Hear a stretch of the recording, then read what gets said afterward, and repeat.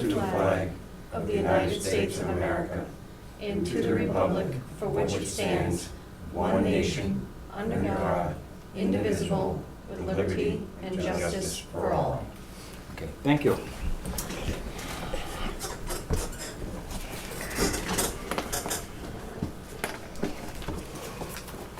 Do we have minutes tonight or? Yep. Okay. I don't know if you guys got a chance to. These are just to review the Finance Committee joint meeting minutes? Is that? These are ones that Phil had Okay. taken care of.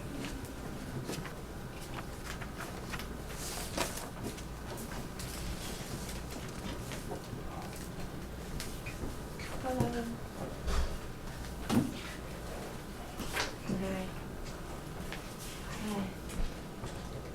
Misunderstood.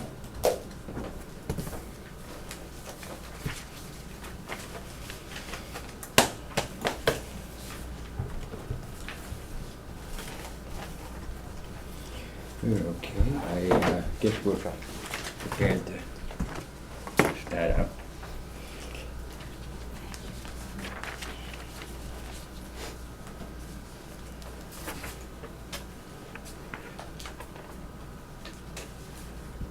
Thank you. Okay, we have a number of things on our agenda for this evening, and the first order that we have is we have a hearing related to a dangerous dog. We have quite an extensive report. Also from Laura Pease, our Regional Animal Control Officer, and I guess I can start off with you if you could fill us in a little bit on the background of what's transpired so far. And Do you want me to just read this? you can read it, or if you want to just paraphrase, that's okay too, however you want to handle it. On March 18th, a dog from 582 Wawinut Road, under the care of Madison Cove, got loose off her property, went to the neighbors at 258 Wawinut. The two dogs got into a very major dispute. The dog that was protecting her own property got herself really badly chewed up. And both owners got themselves bit in the process of separating the dogs. This is not the first time that Tater, the dog from 582, was loose. It was loose in, let's see, September 19th of 2016, and was picked up on South, is it South Street or South Road? South Street, isn't it? South Street. South Street. At which point, because it didn't have collars or IDs on it, I did hold the dogs until an owner could be located. I have some recommendations on what I think would keep this from happening again. The first thing you're going to have to decide as a board is whether the dog, whether this is something that is worth coming in front of the selectmen, because you can dismiss it. You can decide that the dog is a dangerous dog, or you can decide the dog is a nuisance dog. Okay. Now, just to make sure I understand it, if procedurally, at least the way it used to be, when a person was bit by a dog, if they had to go for health care, the health care place has to notify the Board of Health and then to the town, and then it eventually gets here. Yeah, both dogs were put on the 10-day quarantine that was required, and Okay. they showed up with rabies. Okay. And we didn't expect either dog to. Okay, I just wanted to make sure I understood the Yeah. procedure, so that's what brings it. Yeah, no, what brings it here is Okay. the request of one of the parties to have a hearing. Okay. Okay. Okay. Board members, do you have any questions or? Can I just say one thing to correct? Yeah, everybody will get a chance, okay? I just want to make sure the board is ready, and then we can, discuss this and somehow come to what I hope is an amicable solution, okay? So everybody will get a chance. I don't know if you gentlemen or Phil, you had anything? Yeah. Okay, Phil? What's the distinction between a nuisance and a dangerous dog? Basically, a nuisance dog is a dog that has caused a problem, but at this point, you're not considering so dangerous that we have to put a whole bunch of things on it. There's this state, I don't have my state regs in front of me, but it's broken down with the state. Nuisance is a problem, that it gives you more freedom as to what you decide to do with the animal. If it goes dangerous, then there's pretty much a cookie cutter from the state as to what should be done. I have the Okay. regs with me, Oh, you do, good. Okay. so there's definitions in the regs. Okay, that would be nice to know the difference between the nuisance and the dangerous as the state views it. Dangerous is defined as a dog that either, one, without justification, attacks a person or domestic animal causing physical injury or death, or two, behaves in a manner that a reasonable person would believe poses an unjustified imminent threat of physical injury or death to a person or to a domestic or owned animal. That's a dangerous dog. And a nuisance dog, the definition's a little longer. It has three parts.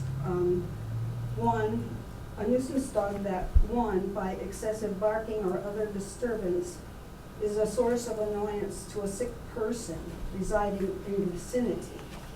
Or two, by excessive barking causing damage or other interference, a reasonable person would find such behavior disruptive to one's quiet and peaceful enjoyment. Or three, has threatened or attacked livestock, a domestic animal, or a person, but such threat or attack was not a grossly disproportionate reaction under all the circumstances. And I asked for him because I asked that Tater be declared a nuisance dog. I didn't want him to be in danger of being put down. I think that his response, having been first, our dog was the initial aggressor, and that his response, I don't think was initially grossly disproportionate. He was defending himself. Then their instincts took over, and Okay. you know, it just snowballed from there. Okay. And so it was just an unfortunate situation. And I don't want Tater to be found a dangerous dog. I just would like him not to be able to do that again. Okay. It seems to me, see if I want to make sure I'm understanding it right. The dog was down to your garage, you're trying to remove him, and he wasn't hostile towards you initially, he was being agreeable, taking him away, but when your dog came out, obviously protecting this territory, not an unreasonable response from my dog, and began an attack, then he defended himself. Yes. Certainly seen that happen with dogs. It's not, as I understand it, even in kennel clubs, if dogs show in the show any aggression towards handlers, they're out. But aggression towards other dogs is expected from animals. So that doesn't surprise me. I think a dog is being a dog in this case, and a dog that's allowed to wander is going to go wander. And hate to see the dog punished for that. I was a little bit Right. alarmed to find him in my garage. Right. And that's, wasn't Tater. and, No, that wasn't Tater. Okay, hold it, just please speak through the chair, okay. everybody will But it's get. going as far as what I'm seeing here so far, it's well written. I seem to, what it says lets you comprehend it pretty well. A dog being loose, obviously we have a leash law. I've had a Jack Russell. I wouldn't let him go anywhere. That little runt would go after anything. He just thought he was a big, and he'd get himself killed doing it. He's just, he's gone now, but he, because of that, I was very careful to keep him in. Didn't mean he didn't get out once in a while. The door opened, he got an opening, out he'd go, and then the chase was on. So it's difficult. He's not a dog that did damage to people, luckily. But if he had, I'd feel responsible for that damage, and certainly medical bills and vet bills, I think would be, certainly the responsibility of the dog that was not kept on its property. That would be my take on it. What I can tell you is that in previous times, we have dealt with that as a civil matter. I don't think the way that the law is written, that you as a board can make that decision. So I'm just putting that out. Right, I understand that. I did have a Rottweiler years ago when I lived in the city of Haverhill. I had a neighbor's dog and my dog sniffing through the fence, and it bit my dog in the nose. And the Rottweiler proceeded to snap a 1-inch steel cable, pile through a stockade fence, and got to the other dog about 3 seconds before I got to her, and she caused about $400 in vet bills and 120 punctures in the dog in seconds. Thought I had her adequately restrained. I thought with a spiked choker collar and an 1/8-inch cable, she wasn't going anywhere. Lovable dog, friendliest thing in the world, but had no patience for any other dog that attacked it. And she was a dog, but still, they made no hesitation to pay those bills. That was clearly, my dog did it. I didn't, not for lack of attempt, but I was unable to restrain her. But civil matter. Was my dog a nuisance? No, she was attacked. Was she dangerous? Certainly not to any people or anything that didn't attack her. And I would have been greatly disappointed if someone said my dog was dangerous because of the breed, which is what this sounds like to me, which is what I'm worried about. What I hear, my opinion so far, is it sounds civil, unless there's some other law that's presented to me that shows otherwise, that it probably doesn't belong in front of us. But that's my opinion. The paying does not belong in front of us. Yeah, Okay. the civil is. Right, and I don't hear anything that says the dog itself is being a nuisance other than it got out. Now, I don't know unless we hear that this dog is getting out on a regular basis, or we have several complaints about the dog being off the property, multiple complaints, but like I said, I've had any pets get out, even my cattle get out when I don't want the darn thing out. Animals do this, and it's not necessarily being a nuisance, but being an animal. Repeated behavior would concern me greatly. I can tell you that we picked it up one other time. I can also tell you that I have had a couple of other calls that I've responded to on the South Street area that fit the description of this dog, but I didn't find anything. And that's not that unusual, so I can't say whether it was these two, the two dogs, Tater and its buddy, or not, because I didn't find them. I did pick them up once, I would say a good mile from the house.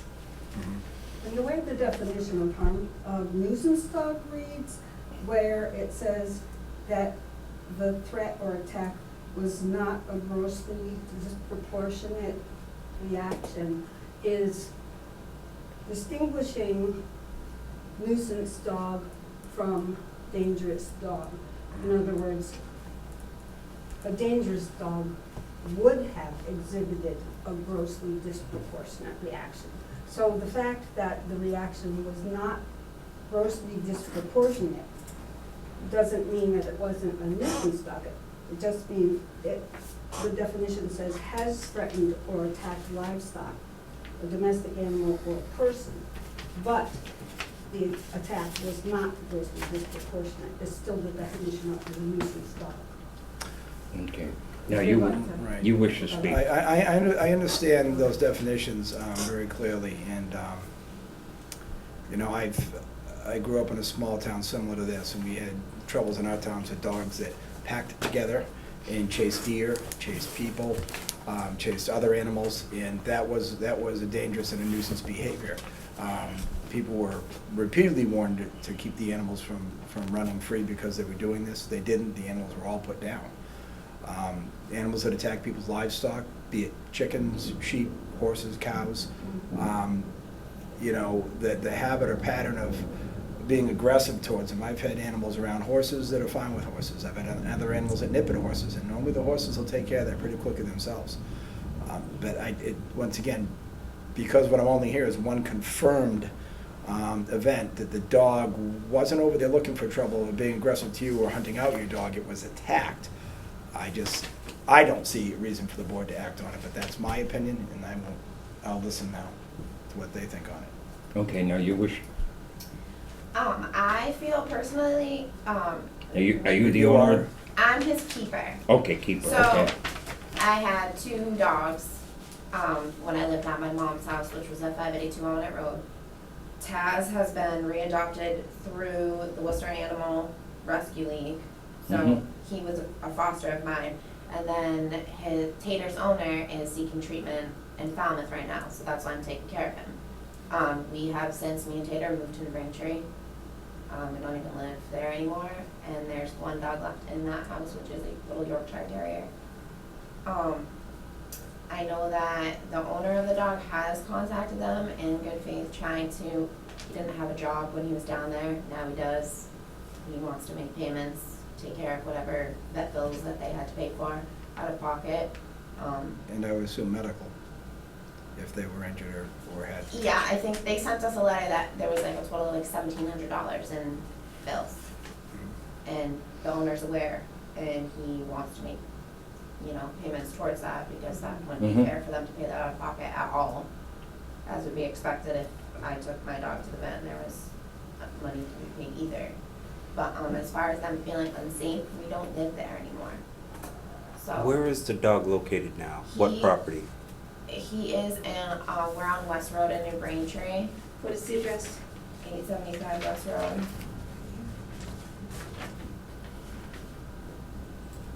Still her jurisdiction, so. Oh, it is? Well, it is now.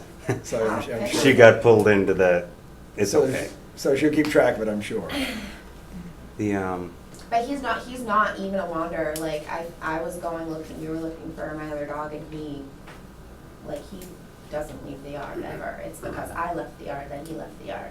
And like in a pack, when like Taz, like when they got out in September, they were on their lines outside. Taz pulled his collar. They were pack animals and they were pretty bonded. Peter went with him. But there's no longer Taz. He's been readopted. He has a home. He was, he's not relevant. Okay. So what was the request before the board, just to make a declaration of a nuisance on this dog, or? Because, what's the request before the board on this? My request was for you to find the dog a nuisance dog, although I think if it's the definition, arguably, of a dangerous dog, in order for you to be able to make orders, the orders that Officer Pease is requesting.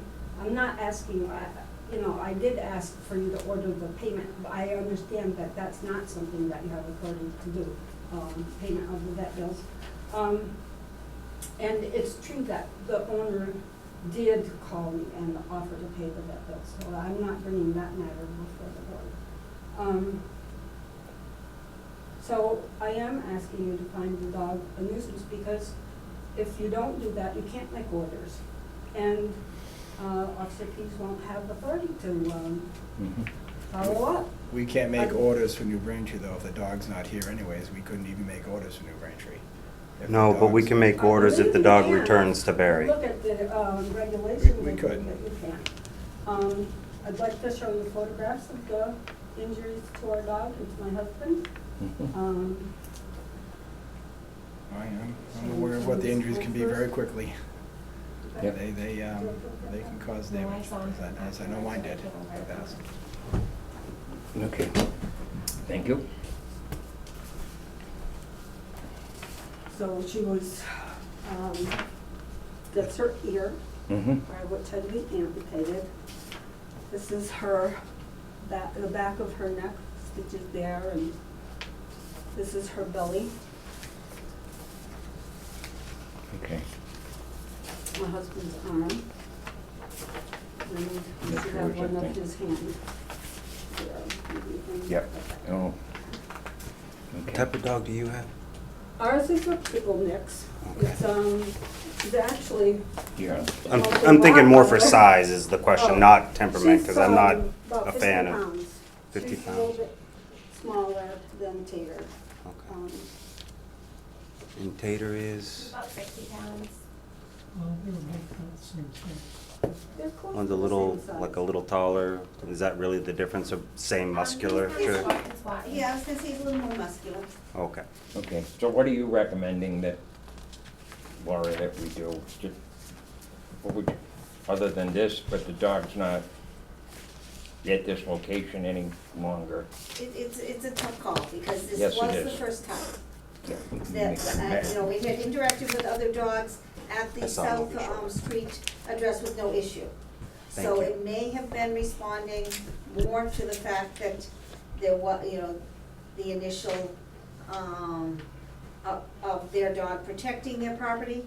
The thing is, it did ramp up quite quickly to quite a bit of damage. Which is the nature of any two similar, especially that type of breed. Especially the, Okay, we'll let her, and then I wanna make sure Um, everybody, okay, two powerful working dogs, that's for sure. I would like to see it kept on a leash at all times. I'd like to see it not be loose at all. I think on a leash, it could be managed. I think that if it's going to be tied out, it needs to be tied out with a martingale collar so it can't slip it. And that, it be tied out on a a leash reasonable that it will not break it. This is a tough one, because normally we come in front of you after more than one incident, and this is the first incident, but it was a significant incident. And with the fact that at the time, they were neighbors, I had written something that would keep the dog from getting loose in the neighborhood. I cannot ban it from town, according to the Mass General laws. If it doesn't come to town, then the two dogs are not gonna interact, but you can't say it can't come to town. I think if I were the dog owner or keeper, I probably wouldn't bring it to visit at Mom's, because there's history there now. But I think if it was kept on a leash all the time, I wrote in the muzzle, because being that they were next door neighbors, I could see it slipping away and going right back up there. Being in New Braintree, we've had no problems with it in New Braintree. Because I'd have been called if there was an issue, and I haven't been. So it sounds like, I do believe that most likely it was the fact that the two of them lived closely enough together that even though they had not met, they were very aware of each other. So when they got together, it escalated very quickly. Okay, now you wish, I don't really have anything else. okay. Matt? Just reading up on it, I read the original letter you sent. I read your follow-up recommendation. I've seen the letters, I've heard your story. I do believe in a way this is just the worst confluence of things all happening at the same time to get to escalate to the level it did. I don't think it would be something that, I would almost, this is me just, again, you can only guess so much because assumptions are something you just don't know. But had it been a day where you were home and your dog couldn't get outside for some reason, you probably would have found a way for your neighbor to come get the dog, and it goes away and it just never happened. It never becomes what it is.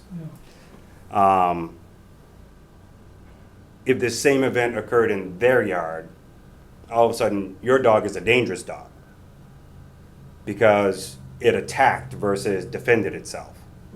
Even though it's taking on a defense of my territory mentality. So I don't want to, it's not a human, so I'm not saying it has this objective It doesn't ability to review overcome life and all these So what I'm really trying to get at here is it seems like beyond just a dogs in your yard type nuisance, it's a one-time event. I don't disagree with it's still a significant event. I wouldn't necessarily agree with a full enclosure. I do agree, though, if for some reason the dog comes back to Barry, it needs to be completely restrained with the 6-foot leash. I'm hesitant to require the muzzle, But I would warn you, if you come back with a 6-foot leash and it ever gets off and does this again, it will go well beyond an enclosure. Because that would mean that there's a history, and the owner's aware of the history, and the owner didn't take the steps, or the caretaker did not take the steps to prevent a reoccurrence. Right. And if that's the case, I'm not blaming the dog, I'm blaming you, or whoever technically we blame through the state law, because it may be the owner we're blaming and he's gonna blame you, I don't know. So my recommendation would limit it down to if it's ever back in this town, it doesn't leave your yard without a leash, and I would highly recommend you never let it out of the front door without a leash. Just for the potential, it might think it's nice to say hi to your neighbor, and then your neighbor's dog says it's not nice to say hi to my owner. Because that's all it takes is a truly canine misunderstanding to put this dog on a list it doesn't belong on. Because I really don't think it belongs on a dangerous, like you were even implying. But we do need to do something to control the dog's potential for a repeat occurrence.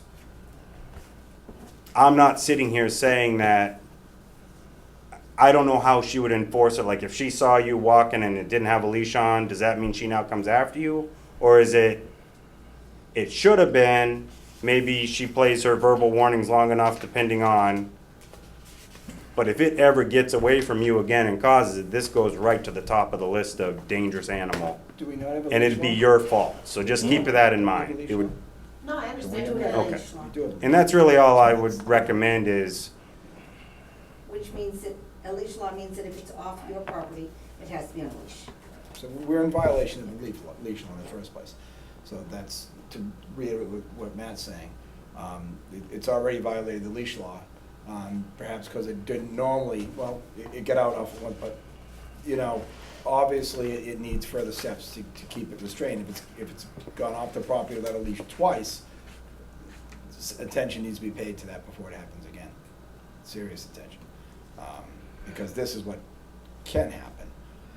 My experience, once again, with my large dog, Rottweiler, every dog that saw her wanted to attack her. She's the friendliest dog in the world. Always around my infant children, nothing but love, but would not tolerate aggression from another dog. And she had the strength and power to see her side of it through. Didn't stop other dogs from turning because they were scared or whatever the reason was, dogs would attack her. And if she wasn't on a leash, which I always kept her on a leash, I'm sure she would have killed several dogs. Not because she's a vicious killer looking for it, but when things attack these strong dogs, as you own the same type, you know, if a little Yorkie attacked your dog, she would put it down in an instant. There would be no hesitation. And, you know, to try to think about this we're all dog lovers here, right? We all have dogs. We like our dogs. We care a lot about our dogs. They're part of our family. So I'm strongly against ruling against it. But as Matt said, we look to the owners and the handlers. This is your responsibility. When I see a dog struck and killed by a car, I'm so upset that people that own that dog, if it got out, it's one thing, but when people habitually let their dogs run, it's like they don't care. They don't care that it's in the street. They don't care if it gets killed. And that bothers me greatly. And there is something that can be done about that. Okay. I've got one last question. Yeah, Matt. Regarding registration of the dog, I mean, technically, it falls on the owner, but eventually, it's gonna be an issue. You need to resolve that with the owner and have that dog registered. I'm not gonna say what town you have to have that registered in. Registered in the town of Barry. He's not. I talked to the town clerk, said it is not licensed for this year in the town of Barry. We registered him in September because we needed the registration to get him back. Okay, that's, That was it- last year. in, yeah. So not in a 1 year period like you No, in no, it's 2017 as started, of it was the- different. April. April. Okay. You have to have exactly, what they license. gave you was a license for 4 months or so, and then you've gotta re-up. They run In in April April and- to April. So, I think you missed the that's- deadline, we'll leave it at that, so. Alright, June 1st? They begin April, deadline is before June I first, think yes. the deadline's June But they 1st, yeah. start in Yeah. the end of April. That's But- fine, but there's- no, but there's The no penalties problem. start in June. It's They sort of like want trailer you in April. registrations of the plate, I don't care if you register in November, you gotta do it again in January. Yeah. They Okay. expire in December. All I'm asking, whether it's Barry or it ends up being New Braintree now, it would be, I would request that you get it registered in the next month, Absolutely. and then you show Laura the registration so she knows that it's been done. Because she now is also the animal control officer in New Braintree. So if it's either New Braintree or Barry, have it done, and then just give her the heads up. I did it, I am trying to act and follow, and that'll go a long way, Absolutely. so. Okay. No issue. Okay, can you just reiterate once So- more what your recommendation? Okay, what I'm hearing, my recommendation is that it be on a leash whenever it's in town. Mhm. But in order to do that, you're going to have to deem it a nuisance dog to put an order on it. Okay. If you choose not to put an order on it, we still have a leash law in town. And then I enforce the leash law if a dog is loose. But I can't force someone to put a dog on a leash on their own property or their mother's property if they have permission to use their mother's property. The problem with it being loose on mother's property is the next door neighbor is right up the hill. You can see the house. Mm-hmm. I don't think it's the width of the diagonal of this building between the two properties. So in a minute, there could be, you could have another problem. So. Do you have an issue with that? No. Thank you, I was just, I would rather just the leash law be enforced when he's in the town of Erie, which he hasn't been, which is not relevant. I mean, my mom lives there, but I mean, to say that he's a nuisance dog isn't necessarily fair, especially if this is the first incident, that this is the first instance this has ever happened. And it's never happened since. I'd feel how does good- that carry from town to town under state law? State law, once it's deemed something, it's deemed in all of Massachusetts. So a nuisance dog is a nuisance dog, which Yeah. means it now can be a dangerous dog in this based town. on history, depending on how another town, Yeah, absolutely, yeah, because it does carry with it. Okay, so it's if we said it's a nuisance If you dog, said it was a nuisance, it would it's be a nuisance nuisance in dog Massachusetts. in another community, Yeah. and if they said that it came back, it would be still Yeah. a nuisance. Okay. but this whole file would be part of that claim. Yes, So if another town recognizes a similar instance or another instance, but it came before them, they can bring the whole history they can together say and it then was deemed create a nuisance in pattern Barry, issue. and Okay. now we're seeing the same behavior here, and so we're choosing to up the ante, absolutely, they could. Even if he goes to another jurisdiction entirely. Yeah, anywhere in Massachusetts, the law carries. But they would be aware of it. If- he went to like the Boston area. If it went to the Boston area, they would have to contact us and say, have you had any issue? And we'd say, yes, we have a nuisance order on this dog, Mhm. and they would, if there was another issue, they might choose to take the previous history and carry it forward. Let me ask one question, it's hypothetical. Could you say with any confidence that if that dog were walked on a leash past your property and your dog was outside, that it would not go attack it again? Oh, no, I couldn't say that at all. Okay. If that dog were leashed and muzzled, it wouldn't stand a chance. Your dog's also not restrained, just because this didn't trip over the property line doesn't mean it would have been any different had this dog got halfway back to its front door. I'm strongly against labeling this dog because of one incident. I understand it was a horrible incident, and I understand it's very unfortunate the way it happened. Dogs will be dogs, and owners of dogs need to be very careful. I don't let mine out without a leash. They've gotten off. I've always had a run. They always go on it. If Okay. you did choose nuisance, you do not have to go with all of my recommendations. But it You carries go with the any dog part of it. state-wise, and someone else may take Yeah, a harsher absolutely. stance on that, I think unreasonably so for the animal.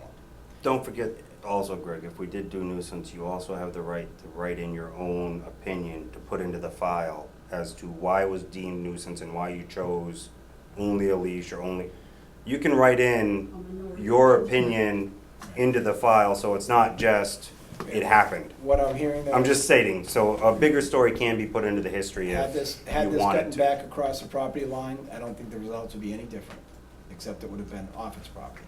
And you know what I mean? Yeah.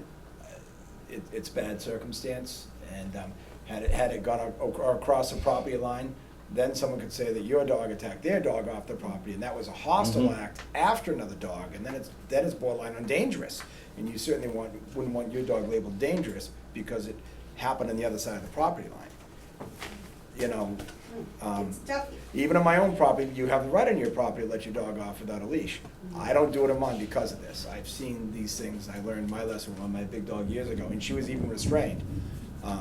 My stockade went to chain link after that, so she couldn't do that again. But I look at the owners of the dogs to, you know, be careful with their pets. And the animals don't know where the property line is. This dog wasn't the aggressor.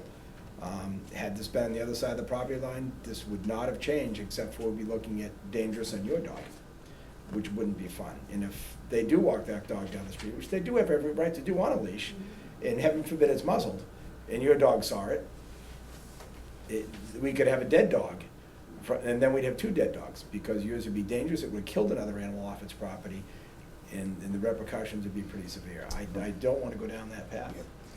Okay, let's see if we can bring this to a head. Do I have a motion? I have a motion to dismiss. I I have a motion to take no action on this. Okay. Do I have a second to that?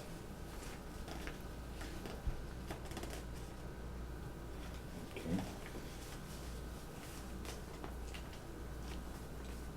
Then do I have another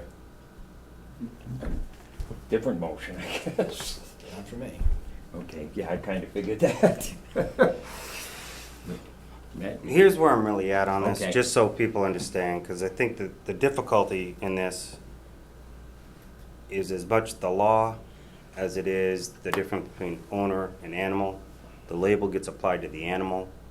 Then we have various histories of how people raise their animals, how they live with them, and how they choose to allow them their certain freedoms.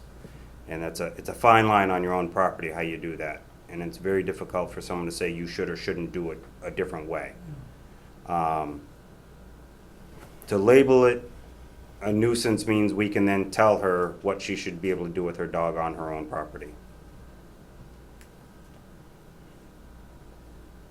Which is very hard for me, because it's very not in my nature to want to be able to tell somebody what to do on their own property. I'm just giving you where I'm coming from. And also, I really don't think this dog deserves the history that may come with another incident that may be very minor again, where it just happens to have a similar situation where it's another dog that came at it. And maybe what it is neutral ground. Two dogs are out in public somewhere on somebody else's farmland. They see each other, they fight. Her dog wins or is equally hurt, but it doesn't matter. But now somebody says, that dog did this in another town. Now all of a sudden this dog has got something that's grown into something bigger than what it is, and it's more because of the free run. So I don't know how more strongly I could say this, but it's the free run that's going to put this dog in jeopardy more than the dog's personality. I take full responsibility, I understand. And because of that,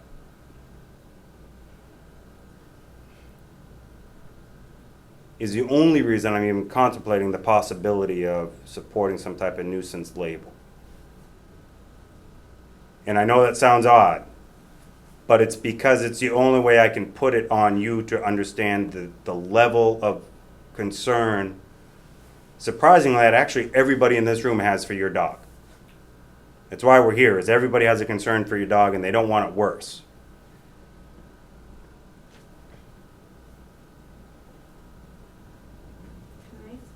Okay. Can I skip that? Yeah. I just want to say that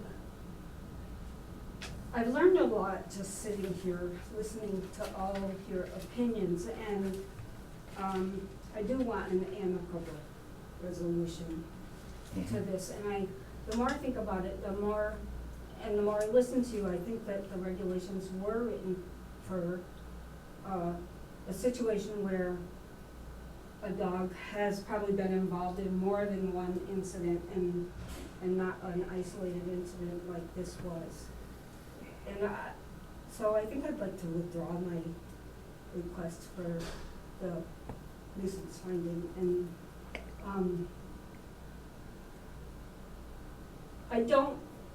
I think,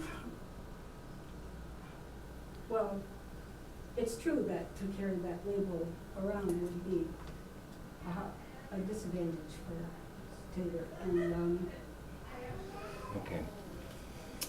I thank you all for your. It was- Thank you. It's too bad I didn't have I- it I- before. I- No, I understand it was traumatic, and even when It my was dog bit traumatic. someone else's, I was very shaken up from it. It's- Okay, why don't we, There's nothing fun about it. Why don't we handle it a little Well, she's withdrawing. her- differently, and maybe a fair compromise for the time being.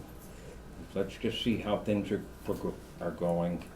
Maybe, Laura, if you could report back with some in writing, say in a couple of months, or see how it goes through the summer with just the status quo, and we'll take it from there. And if hopefully everything is gonna go along fine, we're not gonna be sitting back here again on this particular issue, and maybe that might be a reasonable way to handle it for the time being, and this way we're not telling people, as a concern by my colleagues on the board, that, you know, we're telling people what they should and shouldn't do maybe on their personal private property. And I understand that. There's another issue behind here. Also, if we knowingly have a problem here and we don't address it adequately, and heaven forbid something happens, I mean, the liability is actually the least of the problem. I don't want to see anything bad happen that, you know, either the animal or people. That's the major by far the major concern, but certainly we could potentially put ourselves at some degree of liability here, whether the dog goes to live in Braintree or Braintree for that matter. You know, so that's another issue here, that if we know of a problem, that we haven't addressed it properly, and there was quite a bit of discussion back and forth on what would be a fair, equitable outcome, and certain types of restraints on the dog, and we don't follow it, and something happens. You know, I don't want to see anything bad, that's the first thing, but there is a potential liability to the town of Barry. Am I correct? It'd be like us saying, we got something we should have fixed on the road, we knew about it, and for whatever reason, somebody took 4 years to not deal with it, then because we knew about it, first and foremost, we're liable. So that's a whole nother issue, but I don't think it's gonna, I certainly hope it doesn't come to that, because that would mean something very, very, very bad happened. But maybe as a middle ground for the time being, if you could just keep us posted, say in So are you tabling this then, or? Well, I think, am I correct, you wanted kind of like, She recommended dismissing it for this time. She requested a withdraw. yeah, Like withdrawal. a repeat offender would be bringing a new thing to table, and we can Yeah. use this as a historical record to go to a second. Okay. It's just a story, not a record against it. It's not a state record, it's I've just. been through a few of these, we don't, thanks to you, we don't have anywhere near the number we used to have, but we've had a few. Yeah, I know how far they can go, and it can go to actual disposition of the animal in the end, and we have done that. But I don't, only on one occasion. That's the last thing in the world anybody really wants, but perhaps this might be a middle ground for the time being. I don't know if you call it tabling or whatever. Does that seem like a reasonable? I mean, it's totally up to you guys. Yeah, I know that. I come from, I give a dog one bite, but this was a serious bite. Normally I talk with the people and say, this is, I say to the dog owner, you now know you have an issue, let's work with never seeing it happen again. I say to the person whose dog was attacked that, normally I recommend that the owner, take care of your vet bills, I can't make it happen, and that, I will work with the person and make recommendations. I always say to them, you are within your Mhm. rights to write at the selectmen, Okay, and that's how I usually handle the first, okay, but this was very, very serious. okay. What And does that's why we ended up here. the board think, my colleagues here think of my suggestion? My opinion is that if the dog was on a leash, if we followed the leash law, then it would have been okay, Mhm. you know. What's the standard leash law? Issue, Anytime like, it's off your uh, own property, it's supposed to be on a leash. There is no recommendation on the length of the leash, so someone can use a 40-foot leash if they want to, but it has to be on a leash.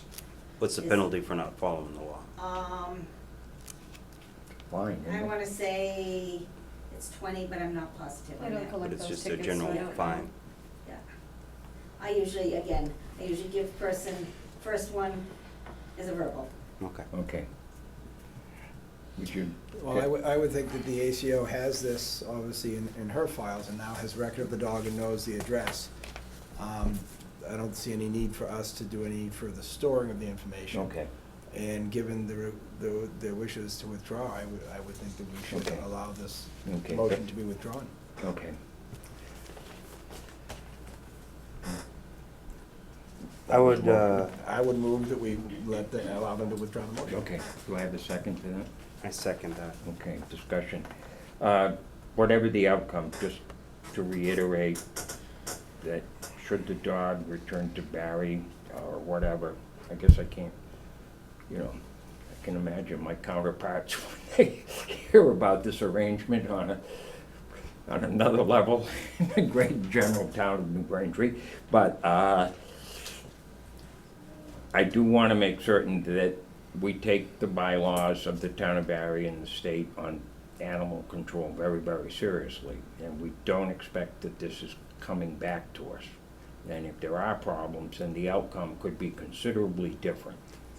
And, we certainly don't want to have to put down a dog, but it has been done.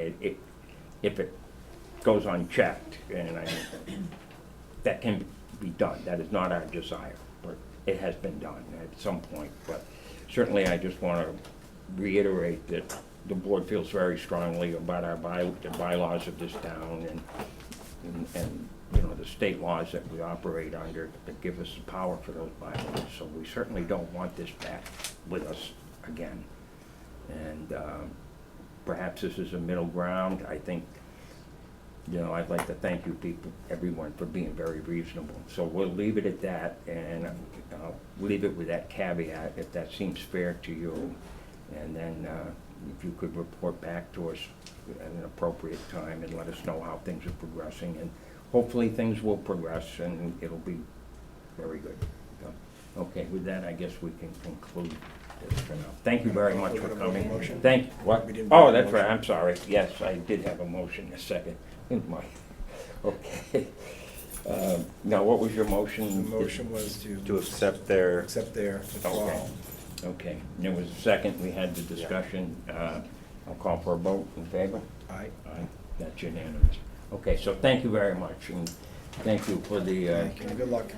reasonableness and, the professionalism. So, we have a couple groups here tonight. Yes. Do you mind if we skip around and just I don't run mind at all. everybody? Nope, that's fine. So the next one I have, that I saw Molly walked in for a one-day liquor license. Yep, she was good for it. Molly, come Yeah. on up, and we take you so you don't have to sit through the, okay. Have you You got wanna the, present it? yeah, why don't We you have explain the, what you have? Former Senator Brewer's daughter. Okay, April. I don't know if we actually need to.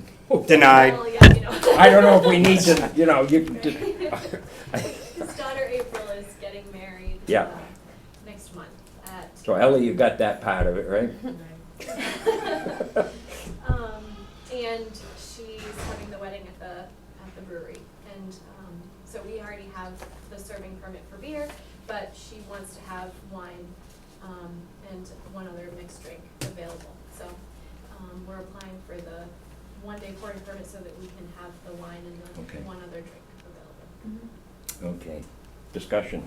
I don't know what our regulations are for establishing that. I have no objections, just as long as. we So follow Molly is the here, program. because she holds a liquor license for the premise. This would be outside of her licensed premise.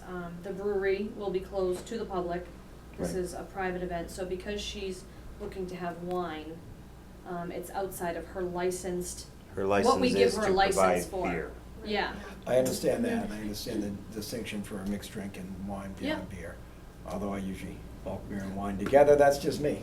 Yeah, I just don't know what our rules are for establishing. I they don't know have if there's to- anything, whatever they are. We follow ABCC rules, so because she's looking to serve outside of her license, she's required to get a one-day liquor permit, or license, whatever you're Is choosing to serve.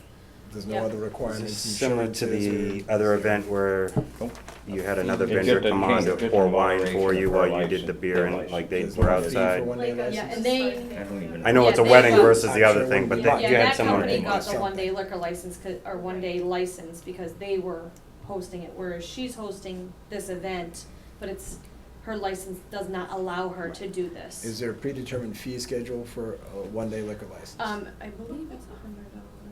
What did I tell you, Molly? $100 with the $5 technology, which we have everything here. So we're not breaking any new ground here. No, we're not breaking No. any ground. Works here. for me. Yeah, this is, we've done this in other establishments in the town where, say they wanna have, an outside event where their license doesn't cover them to have it outside. So they apply for a one day to have this special one, whatever they're doing outside for the day. Okay. Okay, do I have a motion? Make a motion to accept. Okay, is there a second? Second. Okay, any further discussion? Do you have any questions or comments for us? Okay, with that, I'll call for a vote. All right. Aye. Okay, I guess we're all set. Thank you. Thank you. Thank you for Good coming. event. I see, The youth do you commission. wanna hold on, Adam, or do you wanna, I think these guys have a quick request, correct? Who? Yeah. Sue? Youth commission, Yeah. yeah. So for the. Why don't you come up so everybody, you know, Come you to can the bring hot the seat, whole Caleb. troop up, that's okay, whatever. That's okay, come on up. Okay. So for the youth commission, we were looking for approval for 2 items on our budget. One would be, we wanna use $500 to get 42 tickets to donate to the library to have available for the public for the harbor cruises in Boston. So that would become part of the summer program at the library, donated from the youth commission. Mhm. And then we wanted to, spend the $250 to get 100 books as well to donate to the library as part of the summer reading program, because the library distributes books as part of the summer reading prizes for every child that reads for the last couple weeks of the summer. And we're also giving them out at the Southbury concerts. We're doing a pop-up playground there and giving out books. Okay. Just heard about this pop-up playground. Yeah. And so, and then 200, It's $250 for the books. 250 for the books. And it's $500 for Yeah, the 750. tickets. Yeah, that's what I Is thought. that out of fiscal year 17 or 18's budget? 17. The current budget? Yes. Okay. That's still in there? Okay, board members? We still have They the just got a balance- board still to have the actually balance spend their in it. money. Yeah, we So, have the budget. they're doing good now. Yeah, it's very good. We For don't- about another week, yeah. We don't normally Oh, get that's these good. type of That's good. requests. Just asking if they, Spend their own money. No, that yeah, is, it's very unusual. I would make a That's why motion. we sit here like, kinda like taken aback a little bit. This is a little I'd make a different. motion to allow them to spend the funds as they've requested here. Okay, do I have a second? yes. Okay, any questions, or Phil, did you have any questions? No? Okay. Okay, with that said, I'll call for a vote, in favor? Aye? Aye. That's unanimous. Thank you Okay. much. Is there anything else? Okay, thank you. Thanks. Thank you for coming, thank you for your help. Thank you. Thank you for behaving so well, you two. You were very quiet and well behaved. They're always good. And this is That how was you, very good. yeah, that gets them started in. Okay. Thank you. You too. Adam. Come right up.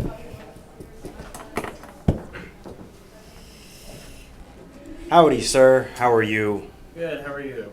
I am well, thank you. I'd just like to say that I'm sure in terms of your career that this is a good thing for you, but I think that we're probably going to miss your services very greatly. I think you've done a really good job for the town of Barry, so it's kind of a mixed emotion for us. I'm always happy to see people move on and up in life and improve themselves, but at the same time, you've done a good job for us. But thank you. Now that it's a backdrop, I guess we can ask. So why are you here today? So why are you? So I submitted a letter of resignation, partly because I was seeing over the past couple of months the regional IT agreement as it sits now not working. So I'm using this as an opportunity, or I'm hoping that this is an opportunity for both Barry and Rutland to kind of hit a reset button on the current agreement and kind of take a step back and say, okay, why was this not working? What can we do to improve it? I don't think you should throw out regionalization. I think there's definitely benefits. I mean, the shared hardware infrastructure is huge. That saves both towns about $5,000 to $10,000 a year. So I think there's benefits in sharing services, sharing equipment, sharing resources. But I just don't think that the current structure of the regional agreement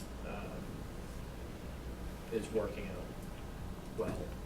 I don't think departments are getting the response times that they deserve. I don't think it's fair to the person that has to fill the position. So for example, I have to serve a lot of 24/7 departments. I'm only one person. God forbid I decided to go somewhere without cell service. I don't know what would happen as far as backfilling if there was an issue. Thunderstorms create issues for us because of the radio towers. So if something did go down, I'm not sure. There's no levels of redundancy built in to the regional department. So that's kind of, I guess, why I'm.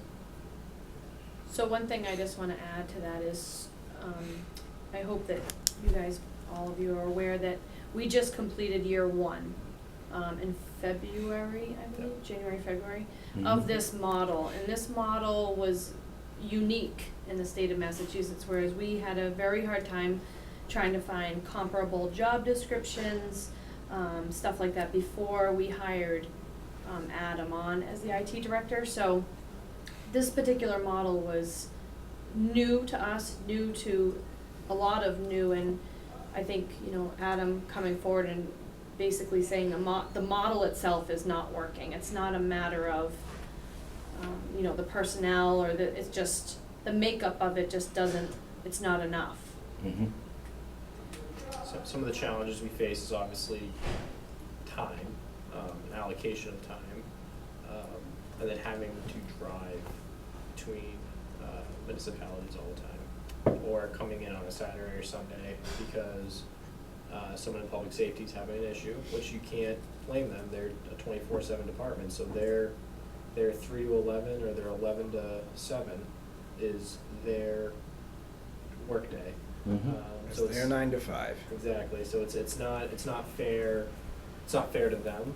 I think they're the ones that I think were heavy hitters, calling at 11 o'clock at night. Mm-hmm. Oh, forgot my password. But that's the same. Can't get mad at them. It's the same thing as if someone forgot their password at 9 a.m. in the morning.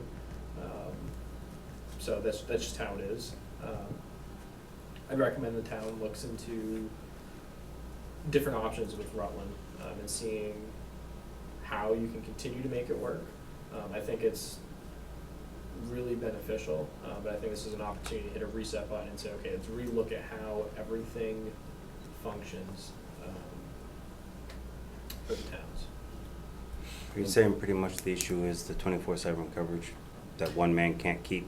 24/7 coverage, and if we did, because I was looking at adding other towns. We had Paxton and Princeton interested in joining, but the process to onboard them is kind of slow because of the way government works. So it was gonna take until, so I think Paxton and Princeton were interested in joining July, August of 2016. They wouldn't actually be able to join until July, August of 2017. And that would have helped address some of the funding issues to add additional staffing. But even then, once you start adding additional staffing, now we're looking at how are we going to pay those staff members to drive now even a further distance, because now we're gonna have to have people drive from maybe Barry to Paxton or Paxton to Rutland. So then, and now we're facing those challenges. So there's a couple different challenges, I think. What kind of things do you recommend then, moving forward? What's your recommendation? I think there's some vendor models that may work. I think not getting rid of the shared hardware, I think that's a huge cost savings to both municipalities. Basically, what I did with the hardware sharing was I made it, rather than Barry purchasing 2 server infrastructures, or 2 sets of servers, one for redundancy purposes. It's set so Barry fails over to Rutland, and then Rutland fails over to Barry, so we were able to not purchase redundant hardware for Barry, and the same for Rutland. So we have our own primary servers, but we're using each other as the backup, As backups. like virtual servers within. Yep, which just saves money for both towns, because the backup's only good if you need it. Exactly. If you don't need it, you spend $10,000 in infrastructure that still has to get replaced because the time's ticking and it's still getting outdated. So for towns this small, it's sometimes difficult to justify purchasing the level of backup that they should have. But with cost sharing between towns, it works out. But I would look at all models. Vendor models, maybe talking with Rutland to see how you can reshape the current regional agreement. Part of the other issues is I don't think proportionally, I know when the agreement was first put forth, they just did 33% across the board, 33 for Barry, 33 for Rutland, and then 33 for dispatch. I think dispatch is less than 33%. I think Rutland's more than 33% of utilization. And then Barry, I'd say, is kind of spot on as far as. Do you have those hours logged in any way to have an idea where they went? Because that would certainly help us in reforming the agreement to see where that really goes. Yes. Second question, do you really want out, or do you want to stay if we can fix some things? Like perhaps on-call fees for after late hours or things like that can be assessed to whoever needs. Someone forgets their call, we can have a fee assessed for that. A fee which goes obviously to you for coming outside the service hours. We don't count that in the tracked hours, but that's a fee for going to do a reset because someone couldn't keep track of their password. So I think. I'd rather not see you go, personally, so. And I don't know if that's possible, but that's, I think. I'm thinking out loud here, because Yeah. we get to do it. I mean, I think we all would have that same comment. You know, I think a lot of us understand where, you know, the time is, you know, where, you know, everybody has maybe an idea or wants something done yesterday or what have you, but we all, I think, understand the time, you know. Everything is prioritized and that's just how it worked. But, I mean, maybe we can, you know, talk to Rutland, see what kind of vendor model we can come up with. I mean, I'm sure there's gotta be a solution to it. Is it possible so. to find qualified vendors that you'd feel comfortable coming in and working with? Let's say you were still doing it and you didn't get the calls after hour. Do you have vendors that you'd feel comfortable coming in and working on these systems if they were on call? Part of the reason I did this, I mean, it's not a secret, I have a private IT company, and I know that, because we did start looking at adding additional staff. Rutland just couldn't come up with the funds this year. Barry was able to come up with the funds, which would have then even made the regional agreement more complex. But with Rutland having to shrink their budget, it wouldn't be fair to Barry, because now Barry, in theory, would technically have to shrink their budget as well, when maybe Barry's more prepared to invest, financially, Barry's prepared to invest more into technology. And just looking at it, and one day I just said, okay, I'm gonna quote this out as if I was doing it as a vendor. And that's really where I started to see, okay, for my own pricing, I was looking, Rutland was, I think they came out to like 35,000 a year, where right now they're spending 27,000. Barry came out to 26,000, where they're spending 27,000, and then Dispatch came out to about 15,000, where they're spending 27,000 now. So and then if we're gonna add additional staff to Barry, we're looking at a minimum of $15,000 to $20,000 to get a part-time person for 10 hours, 15 hours a week, which then would bring Barry's total expenditures on IT up to, they're spending 27,000 now, so 42,000, which is more than I think they should be spending. It's just a matter of having the right resources to be able to spread out. So I was also looking at it like from a vendor model. I believe I could do it better in that regards. So that's kind of where I was getting stuck. Is it's like, do I lead Barry and Rutland down a path where they're gonna spend more than they should be spending to house an internal department, or do we kind of hit a reset button and let everybody rethink everything, and then see, does a vendor model make sense for us, or no, it doesn't. Actually, it doesn't make sense. Let's stick with a in-house department like you have been doing. Market trends in the private sector is people are starting to outsource IT. A lot of hospitals, you see that move happening in hospitals right now, partly because of liability, but they're starting to outsource IT.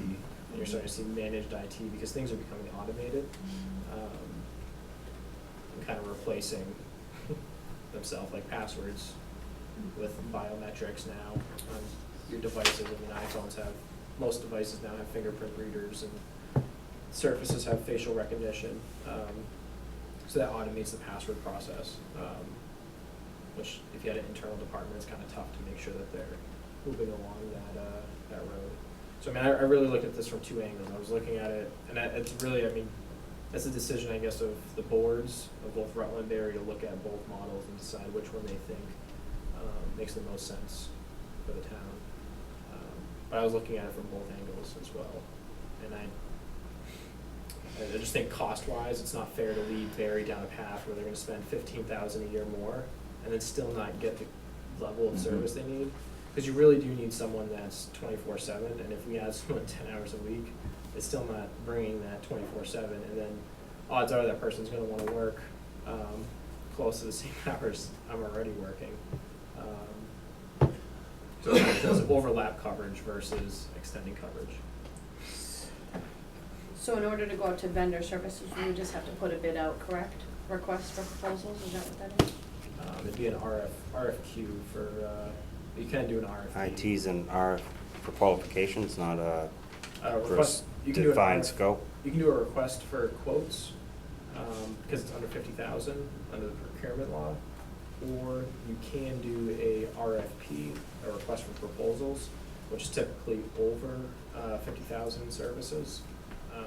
In Barry's case, it'd be under 50,000, so you can either solicit for quotes, or you can do a full proposal. I should say that Rutland has already put out a request for quotes to 3 different vendors. They haven't come in yet. Actually, Adams Firm is one of them. Adams Firm is one of the 3 that Rutland is soliciting. And Barry could do the same solicitation and the same. I've asked Adam to take a look at the Rutland solicitation and tailor the one to Barry based on what they have. And there's different components to it, but it needs to be tailored to Barry. And then we could also do a request for quotes as well. If he does that, though, does that not exclude him from bidding on that same, because he wrote the bid spec? So I reached out to ethics to to check on that. And there's a form that I fill out, and just saying that, so it allows me to guide the town as far as generating an RFQ, or request for quotes, or an RFP. And the form just says that I have a financial interest in actually providing a quote to the town. And then it clears me of anything.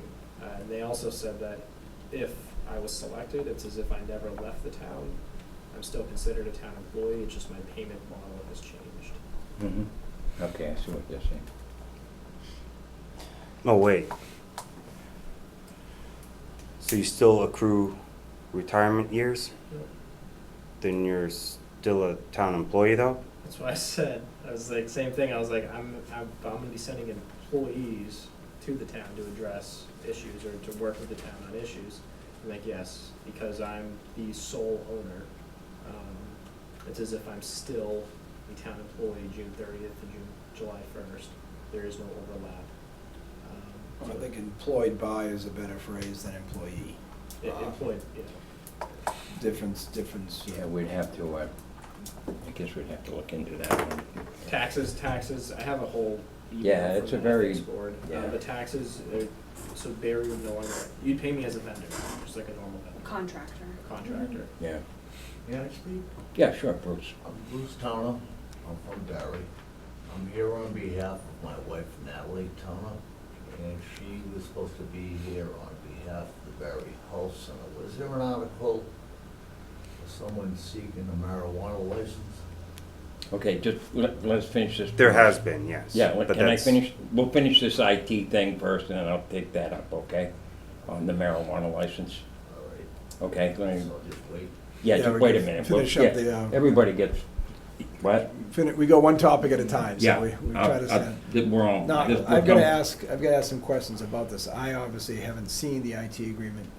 What I understand is, there need to be 90 days before notification, before anybody got out of it or canceled it. And we are the lead on the IT, so are we not still responsible to provide IT for our mutual IT agreement for the next? I think Rutland is not looking to leave the agreement. Okay, so regardless of the fact that they're covering their own butts here, don't we still have to provide within the agreement IT? At least for, Phil- Yes. Phil at least for a actually, 90, at least for a 90-day term. Phil met with Rutland I today. met with Roland this afternoon. The idea is to take a period of time to take a look at the regional agreement and see whether it makes sense or to perhaps modify it in some way. In the meantime, Roland wants to make sure there's no discontinuation of IT services, so they're doing the solicitation to get a vendor on board to handle their needs for the time being. And Barry could do the same thing, but during this period of time, we could take a look at the regional agreement to see how we might want to structure it for the future. I sent you a copy, may have not looked at it yet, but I sent a summary of what Margaret Narkowitz of Rutland indicated at our meeting this afternoon. It's a summary of our discussion, which I think addresses your concerns. I read it, yes, not enough time to look it over thoroughly, but it doesn't really change the address of my concern. If our agreement, regardless of what they want to do with it, is a signed agreement and we are obligated to provide the IT specialist, we need to continue that, or we're in breach of our agreement, which I don't want to be. It's- I don't That's- believe that's the case. Yeah, I'm I- sorry. I don't believe that's the case. I don't see how it's today. not. Well, I guess, Because No, nobody is withdrawing from the agreement. We're just taking some time. No, what he's saying, if we fail to provide an IT director, we're the ones in breach because they didn't withdraw, is all he's saying. It doesn't mean they would hold it against us. We need to provide an IT specialist per our agreement. right, but what if we sent an agreement with Rutland saying we both agree that we need to re-look at this? Mhm. That we're in agreeance, that we both agree that this model is not working, and it's It a says it- mutually agreed. Not to worry about all that, this is really Bad getting timing. to the point of my concern. So it says. Just to put it out there. With or without the agreement, all of that. I do apologize because I just gotta get it out there. We got your notice of resignation on June 12th, saying you're gonna resign on the 30th. Today is the first day I am being notified the reasons why. I'm a little concerned that this agreement not working and building up to that recognition didn't lead to coming to us saying it's not working, what can we do before you want to leave? Instead, you want to leave, so now we got less than 3 weeks to make a decision on what we're going to do with our partner. Yet, the best option that apparently is before us is just to hire you as a contractor. I know there's options, there's other vendors, we'd go out to bid, but in 3 weeks, both towns are now been pretty much pushed right up against the wall and said, I think your best option is to hire me as a contractor. I'm just putting out a perspective. Okay, and for me, that doesn't give us a good job preparing, nor does it give us a good job after we just went through 6 months of budgeting to know how this is going to affect the budget. And thirdly, not just the budget, but a concern I have with being an IT director is when you work for the town and you're not a vendor, the only thing that matters to you is what's best for the town. Once you're a vendor, state law says what's best for you is what's best on that contract. Now, there are certain laws that put in ethics and things like that, so you're not going to go around it.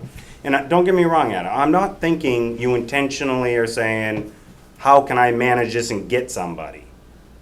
But I'm disappointed, is I guess the best way to put it, that, and please forgive me, I know it's not your burden, it's our burden, but I think you recognize the constant turnover we've had for a year. And going into this, we haven't even finished negotiating a contract with the new town administrator, and we find out you want to leave also. So by the time the new town administrator's in office, you're technically not even here to pass on anything you can to help them. Not to say you wouldn't help by answering the phone call and working after, but you have no obligation. And usually when you don't, I don't think it's fair to us to ask a lot of you at that point, because you are looking to make the next move wherever you're going. And so I just feel like that's the disappointment. Everything happened here and there wasn't even a, it's not working, we need to come together and come up with a plan before I'm gonna leave, and here's why, because it's not working, you need to create a new plan. And so, I just want you to know where I'm coming from, okay? This has nothing to do with me not being thankful for what you've done for the town, because I think you've done a lot. I think you put a lot of time in that probably went well beyond your expectations of hours, commitments. I appreciate that, I understand that. So I'm not trying to beat you up for what you've done. And sometimes you just come to a point, you gotta make a decision, and I realize that. So I apologize, because I haven't really been here for the whole time and had all that input. But I just needed to state a feeling. I think one thing to keep in mind, though, is that he did come before you and the finance committee and say that it's not working, and he needed to We add an asked him to go assistant. get someone every time, we authorized him to go No, get and- somebody. And the advertisement went out, but what I'm saying is that was kind of. Well, the last that meeting, he was said he kind got a the lot of beginning applications. saying that So I it didn't wasn't see like working. the end coming, I thought that was opening the options, not closing the door on the options. So to address the issue of, just to go in order here. Understood, Just to understood. address the issue of what, in the agreement, what happens when there's a leave of absence of the director of IT. It states that the town is, each member is responsible for finding their own cover. So when the position becomes vacant, or if I take vacation, the Rutland is responsible for finding their own cover for IT services. Dispatch is responsible for finding their own cover. Barry is responsible for finding theirs. So it kind of puts the agreement in hold or in limbo, is the way that it's worded. But does that define a timeline for us to procure a new IT director? Not that It I- just does state though that Rutland and Barry will work together in choosing that, so they both have equal voice in the new director, or again, potentially the new agreement? I think that's pretty clear, then we're gonna have to advertise and look for IT. So, And I would caution you, not trying to be anything but businesslike. I do similar business with a different town in a different manner. And there is a risk involved in going on your own that we may not select you when we come to IT again for a contract. As Matt said, the last time we talked about getting an assistant, how much that was gonna help out, it left me with the impression that things would be going well once we get the assistant, and that would be coming soon. And this is frankly a slap in the face to see it come this quick. To me, it's frustrating. Understand you wanna do what's right for you, and I'm never gonna say that's not a good thing for you to do. But it's something we have to consider when moving forward with anything in IT. I would be much more cautious when we write a contract for stipulations on timelines needed before someone leaves such a position, because I think 3 weeks doesn't give us much time to really, given, as you know how involved it is, and we need a little more leeway to be able to fit someone else in to overlap properly and have a seamless conversion, and I feel that we will not have that, and I'm disappointed in that aspect.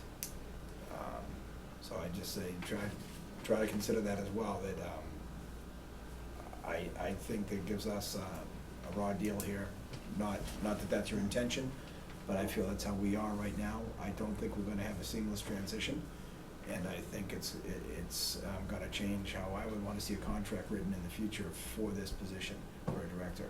I think there will be restrictions on required notice and serious substantial financial penalties if someone should walk off from the job before the agreed upon date, which would leave us hanging, because that position now needs to be filled quickly, and quickly usually means more money.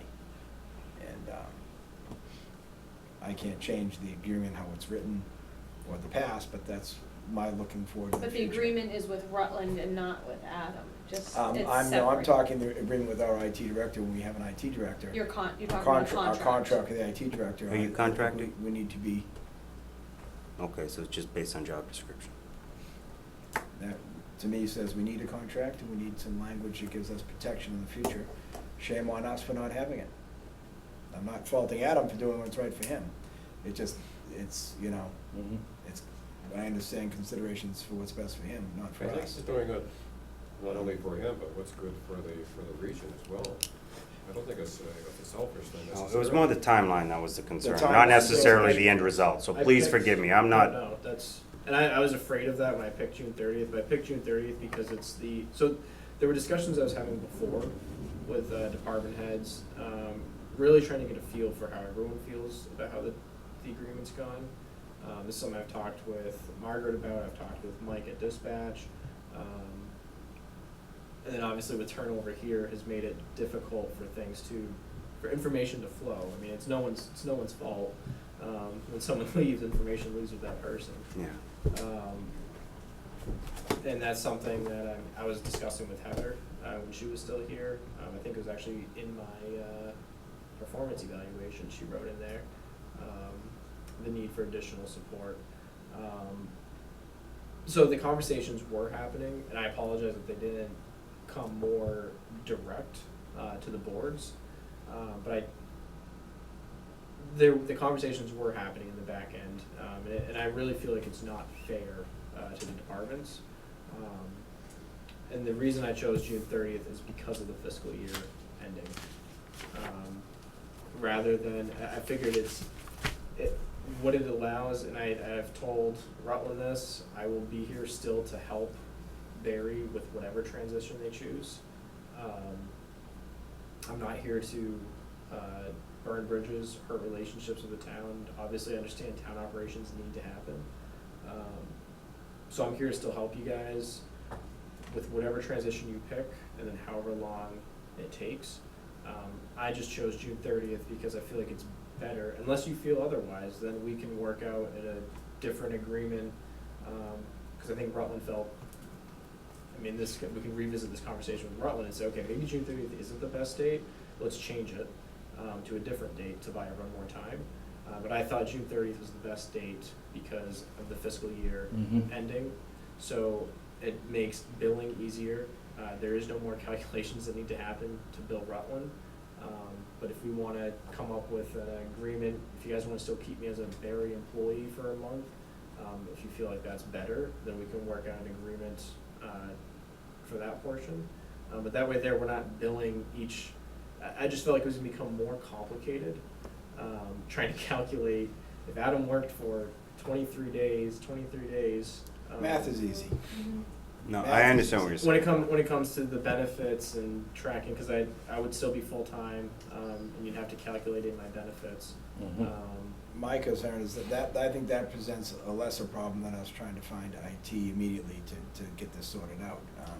If we need to look at vendoring versus, a director again for model, I think some time would be a fantastic thing, because that's my concern. Quite frankly, our focus has been on, has been on this, almost entirely, except for all the other distractions we've had. And I would rather have this, as I said with our interviews, give some proper time and not be something we glass over at a meeting here in 20 minutes. And I, for one, would like to see him stay on a little longer and give us some time to sort it out, be it hiring him back as a vendor or someone else, getting something established. I think that's a great offer if he would consider to stay longer, to allow us the transition that we need to figure out what we're gonna do. And this should be on the top of our list at our next meeting, my opinion. I would like to ask this, just, the reason I'd like you to stay on more would be a little continuity with the new town administrator when they come in. That's the biggest point, because no matter what you tell us, it's really not gonna translate the same way as it would that someone can sit in the office, write up notes, build a plan, build a spec, whether it's gonna be writing up a new job description and go for an IT director, or And he's competent in IT. or does he have the knowledge to represent the town with a vendor, so he can read through the lines and understand what's going on? So it's like, okay, you're saying that, I get it. That might, but let the person come in and explain for themselves what they can or can't. I don't like feeling like trying to make that assumption yet. That's more the reason why it would be nicer to have a little bit more time if you're willing and we can do it. I would even recommend to this board, depending on the situation going into tomorrow night, if we've got to make any adjustment, we could do that. The only adjustment we made was we took Rutland's portion out of the budget. Right, I think we need to put it all back in. Rutland did not budget for that, so they cannot pay in for that. Am I correct? I may be wrong, I don't know. It's in Rutland's budget as purchase services, so it doesn't matter where it gets billed to. Okay. So I don't know how much they technically budgeted Did they compared to budget what the they've been 20-something? budgeting. 28,000. And For each- both? 28,000 for Rutland, 28,000 for dispatch. So that's about what they paid us. 56,000, so it's about their normal Mhm. 2/3. Yeah, Number. it's gonna. So I think one of the. What I think, the reason I'm bringing this up is, in a way, what we might be doing is getting a little bit of an overlap. Whether we save that by going to a vendor after that, and then, so we're not adjusting the budget because of that, that's fine. But if we think we need to say, you know what, to keep them for another month, it may cost the town another 5,000, but it's gonna lay it out a little smoother, give us a better transition, a better setup, then maybe that 5,000 is worth the investment if we can find it. So that's all I'm saying, and I would, if he's willing, I would recommend us working out something like that to depend on what is his normal, say, monthly income. I'm sure it's, I don't know what it is, I don't even want to state it, How often but. you called back in unreasonable hours of the night, should we say? 2 to 3 times a week. 2 or 3 times a week? I was doing I worked last Sunday. and then I How worked long last you Friday out when you, night. and how long you out when you do those? Well, it's a 30 to 45 minute drive for me, so I'm gonna drive here, obviously. And then it depends on what the issue is. I've been using the remote software that I purchased through my business, I mean, it doesn't cost me more to use it for the town. And it doesn't make sense, I don't think it makes sense for the town to spend $5,000 a year on remote software that's designed to So be. you can remote in and see what's going on. I've been Okay. using the remote software, which has cut down a lot of the drive time. But it's things like, and the other issue is it comes down to user training too. There's no, user training would address a lot of the issues that we have. Getting a regular training regimen in place. How close are you to having an assistant, to having an apprentice?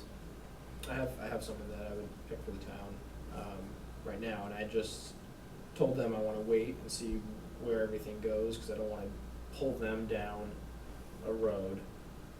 It's not worth pulling them down that road. Now, you mean under your company, you have someone deemed that you would assign this town? Oh, under my company, yes, I have a team of 7 people. Oh, this other person wasn't necessarily what you were just talking about? No, this then? other person was, I went through the interviews, For the town. the interview process, which again, I wasn't too thrilled with some of the candidates we got, but I got one that was really good. He's a high school student. Tons of awards already, going through all the different computer science programs that are out there. Graduated high school or continuing high school? He's going into his senior year. So he's looking for summer work. Yes, and that's the other issue. What kind of cost would that incur for him? And how much time would we have him for? I had $3,000 budgeted, if that's what you're asking. What was did we decide on a pay rate for that? I don't See even how think it far. got there. Yeah, no, I don't think we I don't even didn't think get it to was that. that far. We didn't get to that piece. And that's more why I was thinking maybe the month would help us do a better transition with that understanding. Well, I think- If he can, even accepting that maybe you can't make the same commitment you had made, Mhm. it may still be better for us if you can be there to some level until either the bid process can be closed on the vendor concept, And that would also give us. and that's all I'm asking. That would also give us time to look at your callbacks and an idea of allocation if we want to work out this agreement and rework the agreement. So that people are paying their fair share, and when we're having these callbacks at different hours, there's some way of compensating them for that, above and beyond. I mean, let's face it, I mean, a 24-hour firefighter, they're sleeping there, they're already there. But if you're home and you have to get up and go do something, I do it at night a lot. I know it's an inconvenience, and So yes, it's let's just one we would day have to job. talk to I think- Rutland also. And one of the things that I guess kind of led me to start thinking down this path as well was when I was having a meeting with, I think actually Phil was there too. Margaret just looked at me and said, what's your ideal situation? What's the most ideal situation for IT? When I was really starting to say, hey, it's not working, we need to work out something else. And I was like, honestly, about $400,000 to $500,000 in salaries, money to allocate to salaries, so you can really get that 24/7 coverage that you really need. And then I started thinking, like, wait a second, that's one, not cost effective to the towns, two, something that I already have in a vendor model, and the time is just shared across different organizations, so you still get that 24/7 coverage, but at the price that the towns have currently been, close to the price that the towns have currently been paying. Dispatch would save money, Rutland would spend more, they have more computers and more employees than Barry. It's usually defined by actual workstations, usually is the model for pricing it out. Yes and no, yeah. Okay. I got a couple different, it depends on the vendor, each vendor does it differently. So, and that's, and the other thing is, I mean, I was punching cables down, which is not an issue. I have no issue punching cables down. I'm just not efficient at it. It takes me 8 minutes per end, where it takes the guy I have that's what he does. He pulls cables and punches them down. It takes him 4 minutes per end. Don't get me wrong, our IT group can do it also, where I work. I But punch many they cables always down. sub out It's an not electrician to do enjoyable all of job. that work.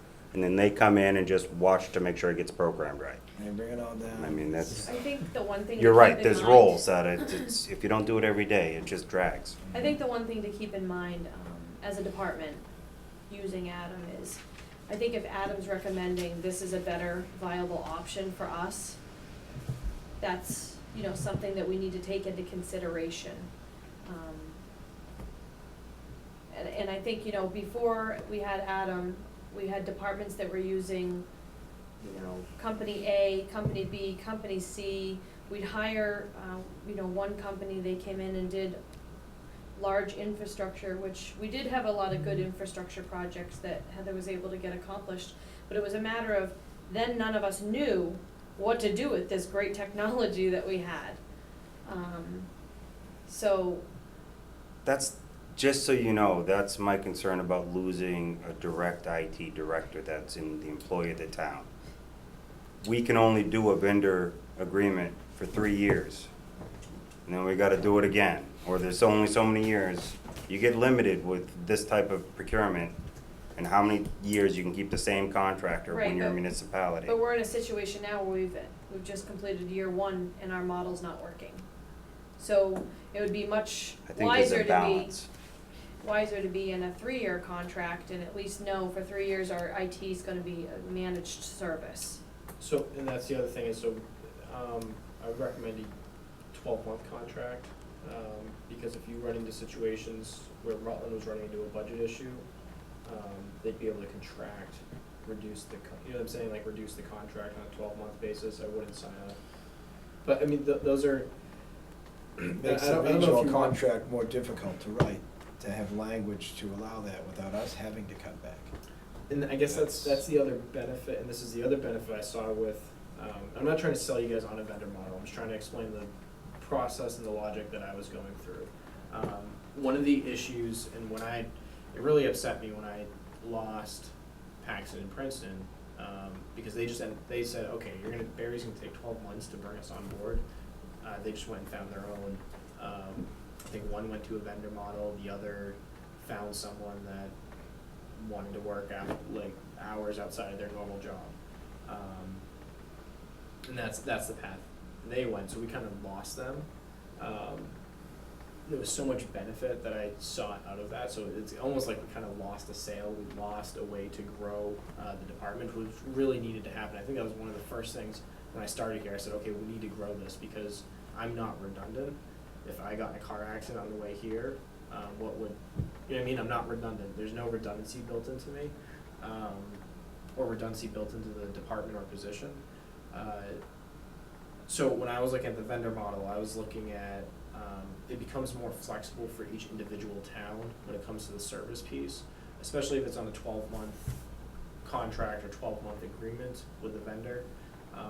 If Barry has extra money, not saying that we have extra money, but if they have more money, they want to be more aggressive in IT, and let's say they want to do a 12-month campaign of running classes, or they want to bring Wi-Fi to the center of town or something, you know what I mean, they want to be more aggressive in some way, they would be able to increase the funds allocated to their IT spending, where right now you kind of can't because you're stuck in that regional agreement.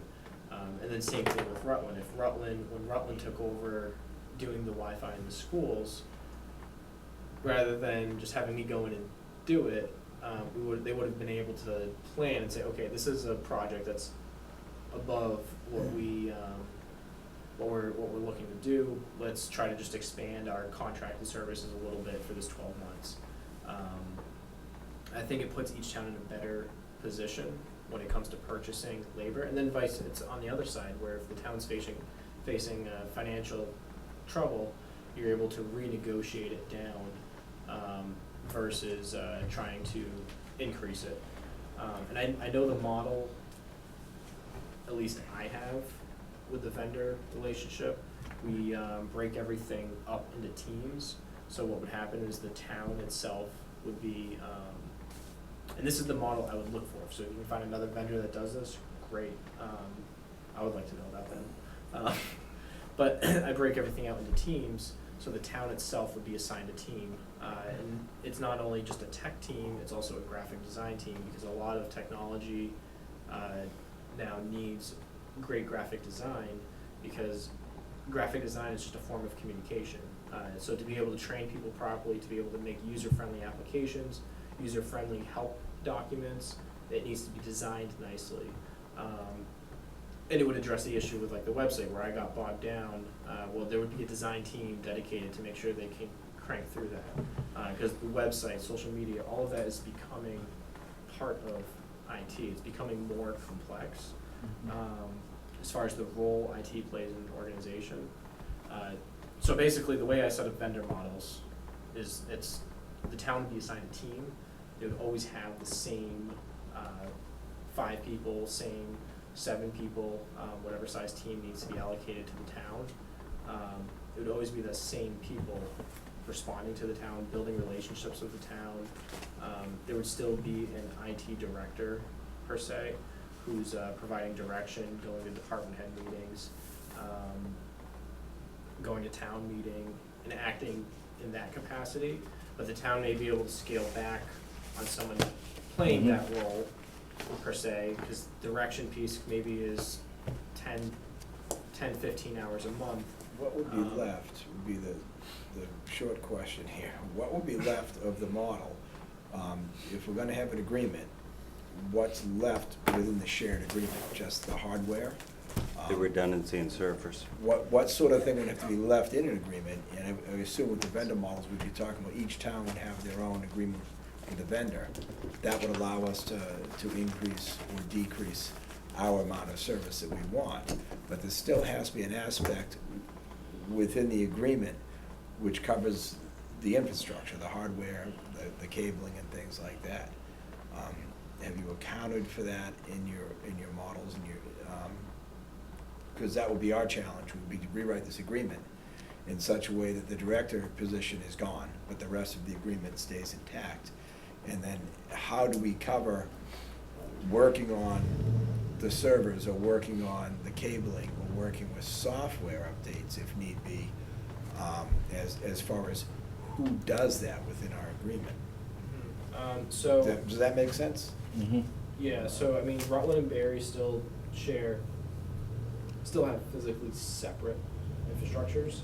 Right, we rely on each other's services, as you said, for our redundancy. For failover purposes. And that requires some sort of agreement between these communities for us to use them as a fail-safe or vice versa. So that's where you gotta hit the reset button and really think that one through and say, how do we want this? And this is why we need time. You see where I'm getting at? Yep. Okay. So if you wanted to look at, But I'm approaching it right, that's where we'd be at if we had vendor services separate. We'd be at renegotiating our agreement. Really, what else would we have to address in our agreement if we did separate vendor services? How's that for a question? exactly, or the other. No, I'm asking you, if you're doing separate vendor services, The only- they have company A, we have B, and they have C.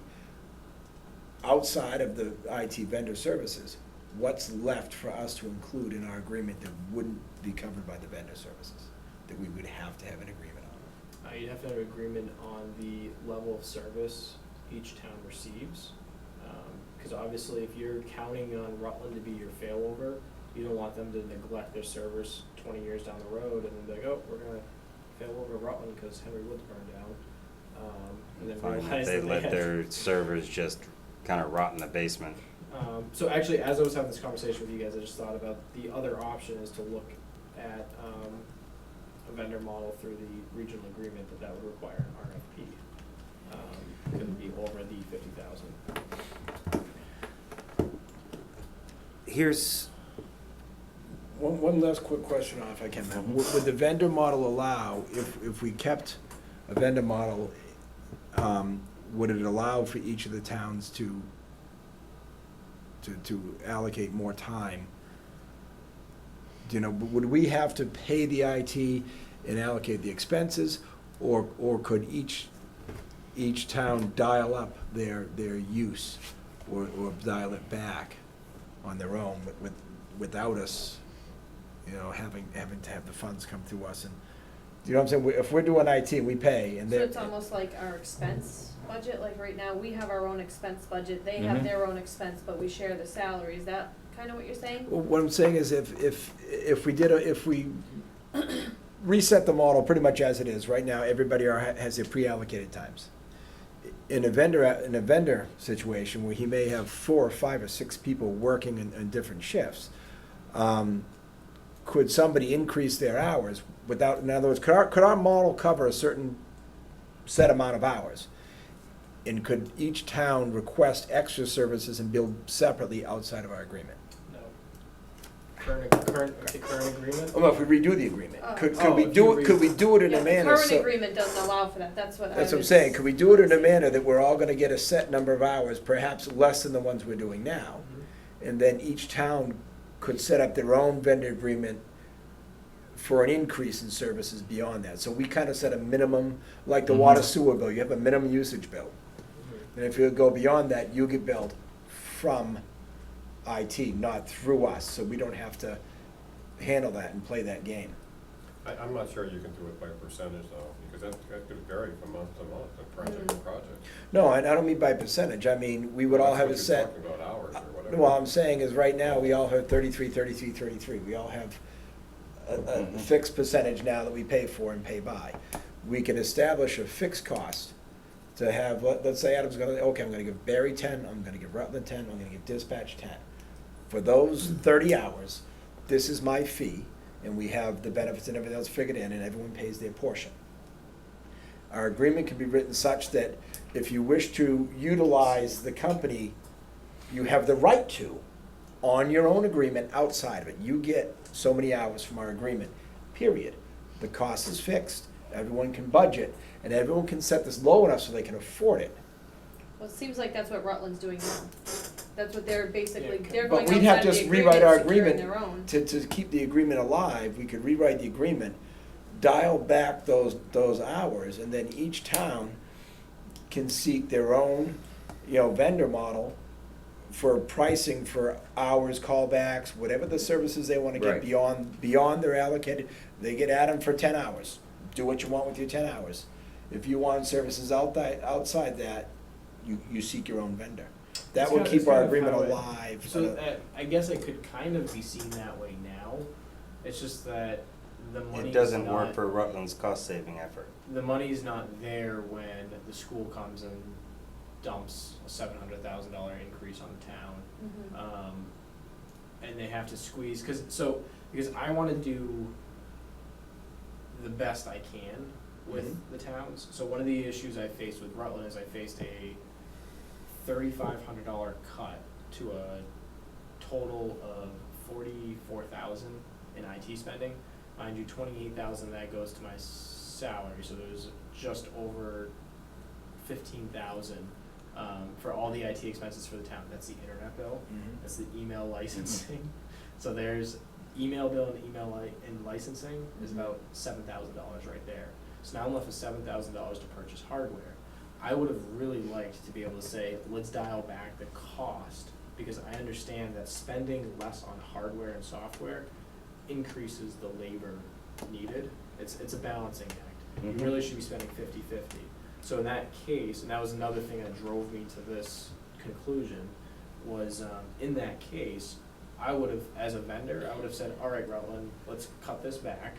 Maybe we'll bump up your target response times down from 30 minutes for a critical issue up to 60 minutes for a critical issue, and kind of rework it so it makes sense why the pricing was adjusted.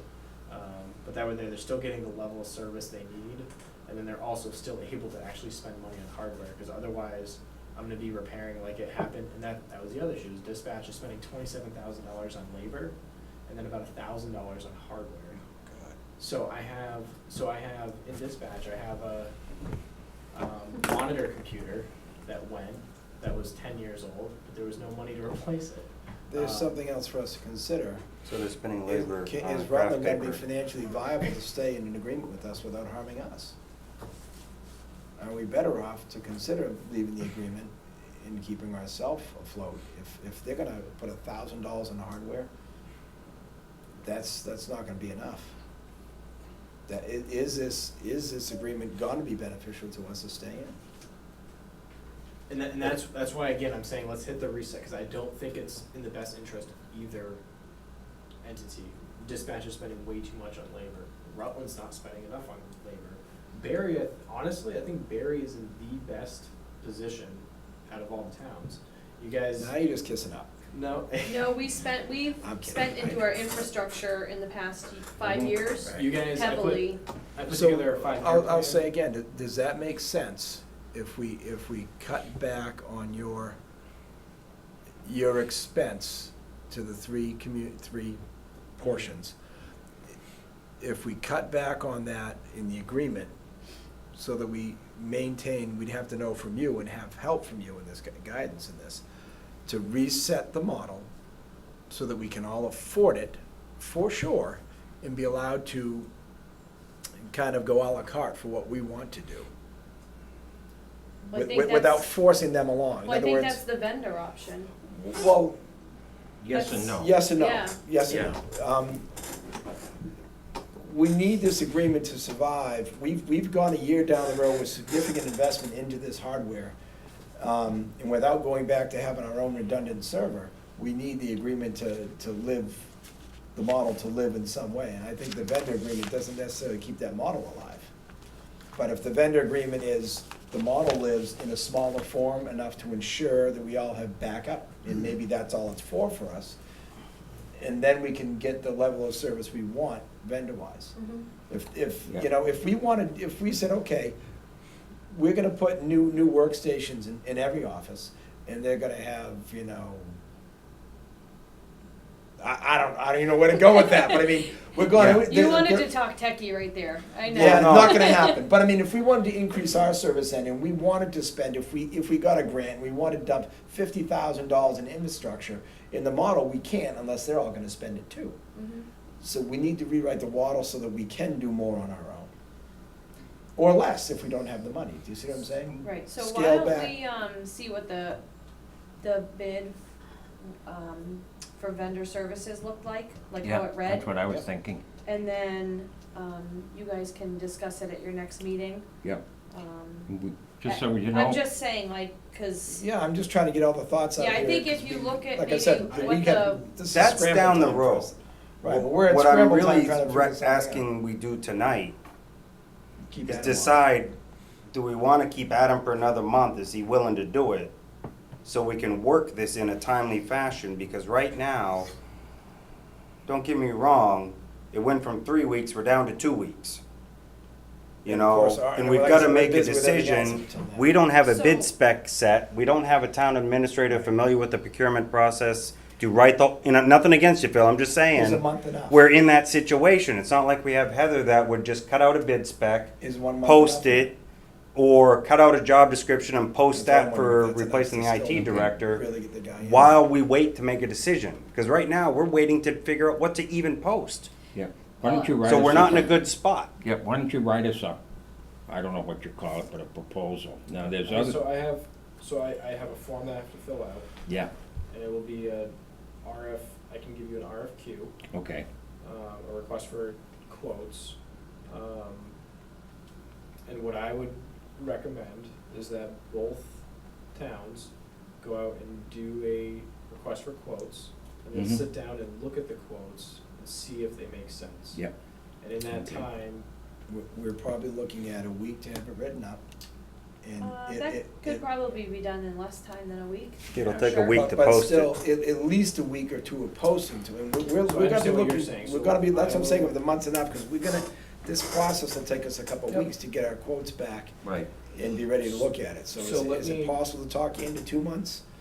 And, you don't know, I know we're pushing it, I know it's gonna be tough on you, but maybe, well, I can't say anything else, I mean, Yeah. I'm not objectionable to trying to come up with something if, Adam, would you If be we willing to stay on for like another month? We'll put the quote out, see where that comes can we back, start the help? Hmm. and then, Yeah, now the regional agreement, there used to be a section just kind of comparable, the State Department of Education made the school district take it out. Why, I don't know, it just, they know more, I guess, than the rest of us. but we had it was a very, very simple section in the regional contract that it said, if there are certain standards by the contract that all 5 towns have to adhere to, and they have to meet certain minimum expenditures. If they want more, then it's within their purview as a town to do that, but they're gonna pay for it. Exactly. And that's, I think, what we're talking, and that in a nutshell was the Which whole. we need to know from you what the minimum standard is we need Yeah, to keep I mean, our I think we have agreement to, alive. we're pretty well bought in with Rutland because of the I think dispatch so, I thing, right, agree. wrong, or indifferent. But, That seems like a clear way to go. What do we need for a minimum standard to set? yeah, And what do we need to put Yeah. out for requests? for yeah, 'cause we have services? one town that was constantly wanting to spend more, and ironically, it's a town that wants to spend the least now, but anyway, that's how time moves, I guess, in this world. Can I make a suggestion? Sure, I mean, I'm not a selectman, I'm not Right. even a journeyman selectman. But from what I'm hearing here, you're the IT guy, and you wanna go out on your own. Is that what I'm understanding? I'm already out on my own, and I just think it's the best option for the town for both cost and So what the town is facing now, you're gonna find somebody else, right? yep.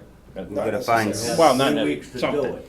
3 weeks to do it, so the next time you're looking for something like this or anything for the town, why don't you draw up a contract where it's, okay, if you're gonna give your resignation, you gotta give us at least a month and a half, or whatever is, Yeah, Right. you know, you guys are comfortable with, the next time you do this contract. Whereas someone won't be able to say, Right. hey, I'm leaving in 3 weeks. well, we have town personnel stuff, Bruce, that handles that, but this is a little different because, you know, we're not really the lead town on this, Rutland is the lead. You got No, we're more the than lead that, so you'll town. have to make the agreement with the other Yeah, towns. I know that, but that's the I problem, is we have our. I think we're heading in the right direction. I think we're If- just If about you're willing to done, stay yeah. on for a while and help us you're with willing the, to find terms to get through another month. Yeah. So what I would propose then is how about we look at, and this way here I can propose the same exact terms to Rutland and dispatch, that we take 13.3% of whatever is paid, Mhm. and that comes from Barry. If Rutland wants to continue with me, because I know they already sent out an RFQ, if Rutland wants to continue with me, they have the same option of paying 13.3%, and then dispatch the same thing, until we can fine tune the path for Okay. both agreements. So what happened is my leave date for the full position would still be June 30th, and then what happened is I would get paid from Barry 13.3% that Barry has been paying all along, and then Rutland have the option to do the same thing. But that way there it simplifies the billing process going into July 1st or FY18. Gotcha. Um, So you're still resigning, but we can retain you for our town for a month. And they will have the option to do the same. So do you want me to write something up for That Yes, sounds, please. 2 that months? sounds very wise.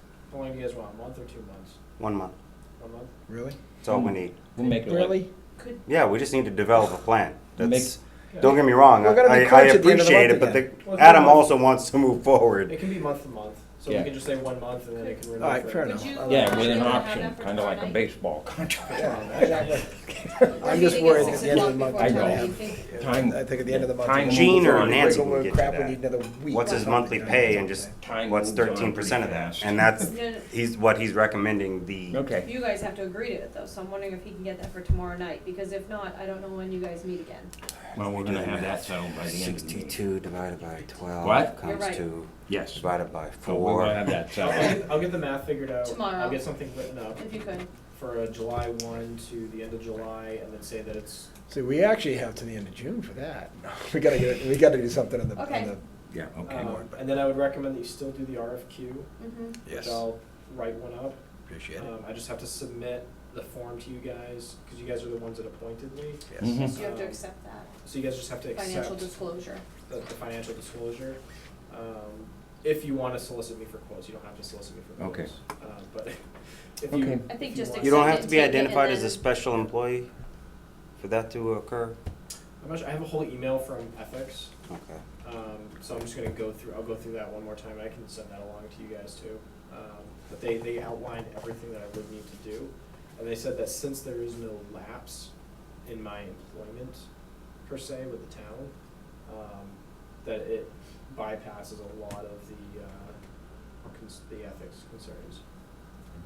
I think with a private contractor, the town takes on less responsibility, and you gotta take on more. Yeah, Yes. I It's a think little- that's the way you right. a little- do it. different under the Okay. law. Yeah, just keep me posted if you can have that for tomorrow. Just Yep. send me a message and then, well, cause we're meeting tomorrow night, Yep. so. That little Okay. pesky Okay. budget thing. Okay. I'm happy with that. Okay. I still think we just, okay. You all set? Wait, Well, he's still employed to the June 30th We just need a bigger anyways. number on that line item, no matter what number he gives us. We're in a transition. It always happens It that already way. is bigger. You guys added 15,000 on top of. You know, I pulled it back to the 40-something thousand, cause I took Rutland's number out. So that includes our, But we don't have to just have the Rutland's salary number or in the because entire what he's IT budget was proposing is, 40,000? Yeah, what he's proposing. No, What just he's the proposing salary. is- That's what I was asking. Yeah. So Right, that's already. we're covered, we're. well, what he's Like proposing is the 70-something director thousand. position's empty, We so were all the making, towns, what, all 20 three something sections run was their our own. portion originally? So, yeah, so if the salary line was pulled back to 40,000, you guys were spending 27,000, that's what I'm saying is, Yeah. Barry is investing into IT at a faster rate. 73.5 would be our total for IT. Mm-hmm. That's what we have in our budget for Mhm. tomorrow I night. think we can hire him for a month. So you already Safely out of have that budget. more, you're already. That's more all than- that's all I was really Yeah. trying to get, is make sure Right. that that's the And, case. and we don't have to worry about their portion because he's done June 30th officially, so the direct, and we My have to concern communicate more- that to Rutland though, that, My concern with that more was, we don't know where Rutland stands with what they're gonna contribute to an agreement they're saying they're not ready to walk away from. That number is completely dependent on not having any income or expense related to Rutland or Well, the RECC, expense, which is not in line with the agreement or what they recently Mhm. stated in the email. So what level of commitment do they still wanna make, and is it gonna have any monetary value? We don't know. it has to have monetary. So value. that's why maybe the 15,000's enough to cover that potential, we don't know. Or maybe we're still in deep water and we got a whole year before we can cut our budget like that. well, the good thing is. So that was what I'm saying, You it could always seemed, revisit this at a special town meeting. Yes, we can revisit it. well, yes, I'm but I happy- was just, right, that's we- why I was asking the Well, we question, need to that's all I discuss meant. that with Rutland, these issues that we won't settle We'll get tonight, there. but to keep them on for a month without keeping the director spot filled is good. That takes care of us, and we don't have to worry about their portions or anything. Like as he said, the math would be a pain, we don't need the math, he's a great suggestion. And they can both continue if they want, and then that gives us a month to work this out and figure out the agreements. Yeah, I think we might Okay. be able to Thank you. work out with I them. think that's and a their great budgets- solution.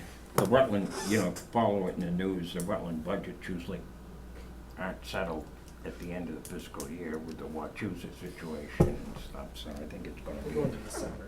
What? We'll go into December. Yeah, they'll go to December, So so. like they All tried righty. last year. All right. We rather all than the set with whole Adam? Yep, I School think budget we're all issue. set. Thank you, Okay. Adam. Thank you Yeah, very much. are you Sure, gonna be everything. at the town meeting with us? Okay, thank you. Okay. I do appreciate you taking the time. Yeah, thank you. Appreciate it, appreciate it. Very much. Nick. Thanks a lot. No problem. Like I said, it's Okay. hopefully in the best interest of. Yep. I believe it, I absolutely believe it is. Exactly. I'm just saying that the short notice is what's making us panic, so I appreciate the extension. All right. Okay. Thanks, Adam. I think we can deal with big groups out of line. I think you had some questions for us. I did, it's like, well, I told you my wife had a heart attack. Yeah, I think be careful what we're on television and everything. Yeah, we're on Personal. live TV. Yeah, you don't wanna get into the I've personal. seen the thing looking at me right now. And there's a couple more All right, back there. well, anyways. Anyway. So, I am here, she was supposed to be here, her Mhm. boss asked her to be here. And it's something to do with bringing marijuana into the town, like every town or Mhm. every city, someone wants to bring a facility in. Mhm. Is that what's going on in this town? Mhm. Yes. Yes, I'll A explain it. medical. Yeah, we've, And Was there gonna be a vote on that? We've already, the board, it's a little confusing, like everything else in this world. It doesn't go through the conventional town meeting vote. The state actually has to approve it. At this point, what the town was requested, and through the Board of Selectmen, and which we did, they needed a letter of, quote, non-opposition from the Board of Selectmen before they could go to the State Department of Public Health for approval. And the board has taken that action. This is on the medicinal marijuana only. And that's where it's at. It has gone to the, Well, it hasn't really gone anywhere yet. well, it's gone, it's done with the town. Done It's- with the town. It's at the state, they've chosen the site, it's down off of Vernon Avenue in South Barry. And that part is all, I guess, all settled, however they do it. But from this board's perspective at this point, we are done with the issue. We sent it on to the state. The Department of Public Health has to go through the approval process, and at some point I they. guess I was here to say that the Berry Health Center is against it. Okay. Okay, yeah, but they didn't, interestingly enough, as I recall, they did not articulate that. Okay, I'm a little late. What, that they're against it? Yeah. Yeah, Yes. well, they didn't, they can tell us, No. yeah, we're done with the issue, this went on for a couple months, Bruce, but they never told the town that. Right. I don't think we have anything in writing from the health I center. think it started before the town in February. Yeah, it And went on we for only 4 or 5 resolved it went on for about 4 3 months. weeks, 4 But- weeks ago, 3 weeks ago. But the health center, you know, they can say what they want at this point, and it's like everything else at UMass Memorial. Maybe it didn't get up their bureaucracy, but if they were, They didn't know. well, they knew. And I will Yeah. tell you, it was, all the legal things were done, and if they didn't know at the health center, then that was their fault, not our fault. All right, yeah. And I don't know who I you get dealt with that. down there, you know, this is, you know, It is what it is. it is what it is. What So we've approved is a grow facility. They will grow. They may not have, as they call, window sales. People can't go there, they can't sell off-site, but they can sell it. They can sell it to licensed people, they can sell it to licensed facilities. Nobody will come here to purchase it. They're going to offer property taxes, agree to pay property taxes, give the town some revenue. In the town, I believe, we have on the article, don't we have a moratorium on the article? for recreational. For recreational marijuana. So the town is putting up for a vote to halt any issues for recreational marijuana, to give the town and this board a chance to create bylaws. See what happens with the state when they come out with, we're expecting in So August. Actually, what you're saying, it's kind of up to the state. This- Yes, with yes, the- it The is. medical, they give great leeway to. Once the state gives them a license, we have very little we can do or impose on it. Okay. So we need to look forward to, if they have concerns, pay attention. Bylaws need to be generated prior to, I think, December, when the moratorium will run out, and then people can start requesting permits for The recreation. Board of Health can still provide some bylaws on the Mhm. actual medical I marijuana know side there's as a lot of So- well. red tape. So, Was to recently. right. Oh, yeah, yeah. If we want red tape here, we have to create it. Otherwise, there's nothing in our books to stop anything. Yeah, we don't have anything, and they haven't developed the regs on the recreation. But on the medicinal one, they have, the state has, and the proposal that was for Barry is on its way through the State Department of Public Health, whatever they do with the thing. But We believe it will have very little impact on the town. It should be a, One is Don't worry finance and it one should is be a the private finance facility, selectmen's quietly staffed, and they should note, really, we don't anticipate any impact on the All town right. and surroundings. okay, All right. Alrighty, thank you. meeting. Thank you. Thanks for coming in. I'm gonna leave this here. Yeah. Okay. Okay. Thank you, Bruce. Yeah, thanks. Okay, have a good night. Yeah, Have a good night. It's good to meet you. Take care. Okay. We have 2 sets of minutes to approve for Wednesday, April 26th at 6:30, and one for 7 PM. What are the wishes of the board? I would make a motion to approve both sets of minutes. So, I Yeah, I think we can only approve one.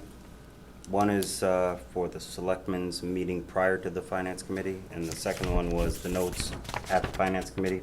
That might be something I have to throw to them later to accept. It's the finance committee meeting notes. It's titled finance committee. Can I see those? I mean, it's like you normally do. Phil did like we normally do. When the select board attends a finance committee meeting, the note's just gonna say attended the finance committee meeting. So, Those are minutes for the Board of Selectmen. Didn't we have a meeting prior to that, though? That's what, there's That's what I'm two saying. sets of minutes, one from Oh, a from meeting you the had same- prior and a Oh. Yes, there were when you two were at meetings, there were two finance. meetings, Right, yeah. Was it 2 meetings? Do we continue our meeting for that? Make 2 meetings. this is you not can just, members present, our only finance committee meeting. These are finance committee meeting minutes. Not for us to sign is all I'm saying, or approve. I didn't do the meeting minutes, and I was not at these meetings, so I don't know. I am telling you, that's ours. Okay, Please hold this and present it to the finance committee. Do you disagree, Phil? No, I don't. Thank You you. want to propose a Okay. different motion then, Matt? all right, so we'll I have the, propose a motion to accept the Board of Selectmen meeting minutes for Wednesday, April 26th. I'll at second. 6:30. Yes. Second your Okay. motion. Do I have a second? I do. Hearing The, no discussion, call for a vote. Favor? Aye. Okay. apologize, it was, I understood it was confusing, but I think we're good. Okay, let's see if we can get things wrapped up here. Do you need that signed, Fay, or? Greg's to do the, eventually you'll have to sign hers. Yes. Okay. Then we have the selectmen's reports. Do you gentlemen have anything you wish to? In one moment. Okay, we have information on the free cash, correct? We do. Do you want to read off what it is and? I might have left that upstairs. What? I left that upstairs. Oh, you did? Jean didn't want to do it? No, I asked Jean and she God, after all she had an appointment today. Oh, okay. The After dentist, all so she I'm went not through, sure. I didn't know. Okay, we can go on. I can grab it. Okay. Just a second if you guys want.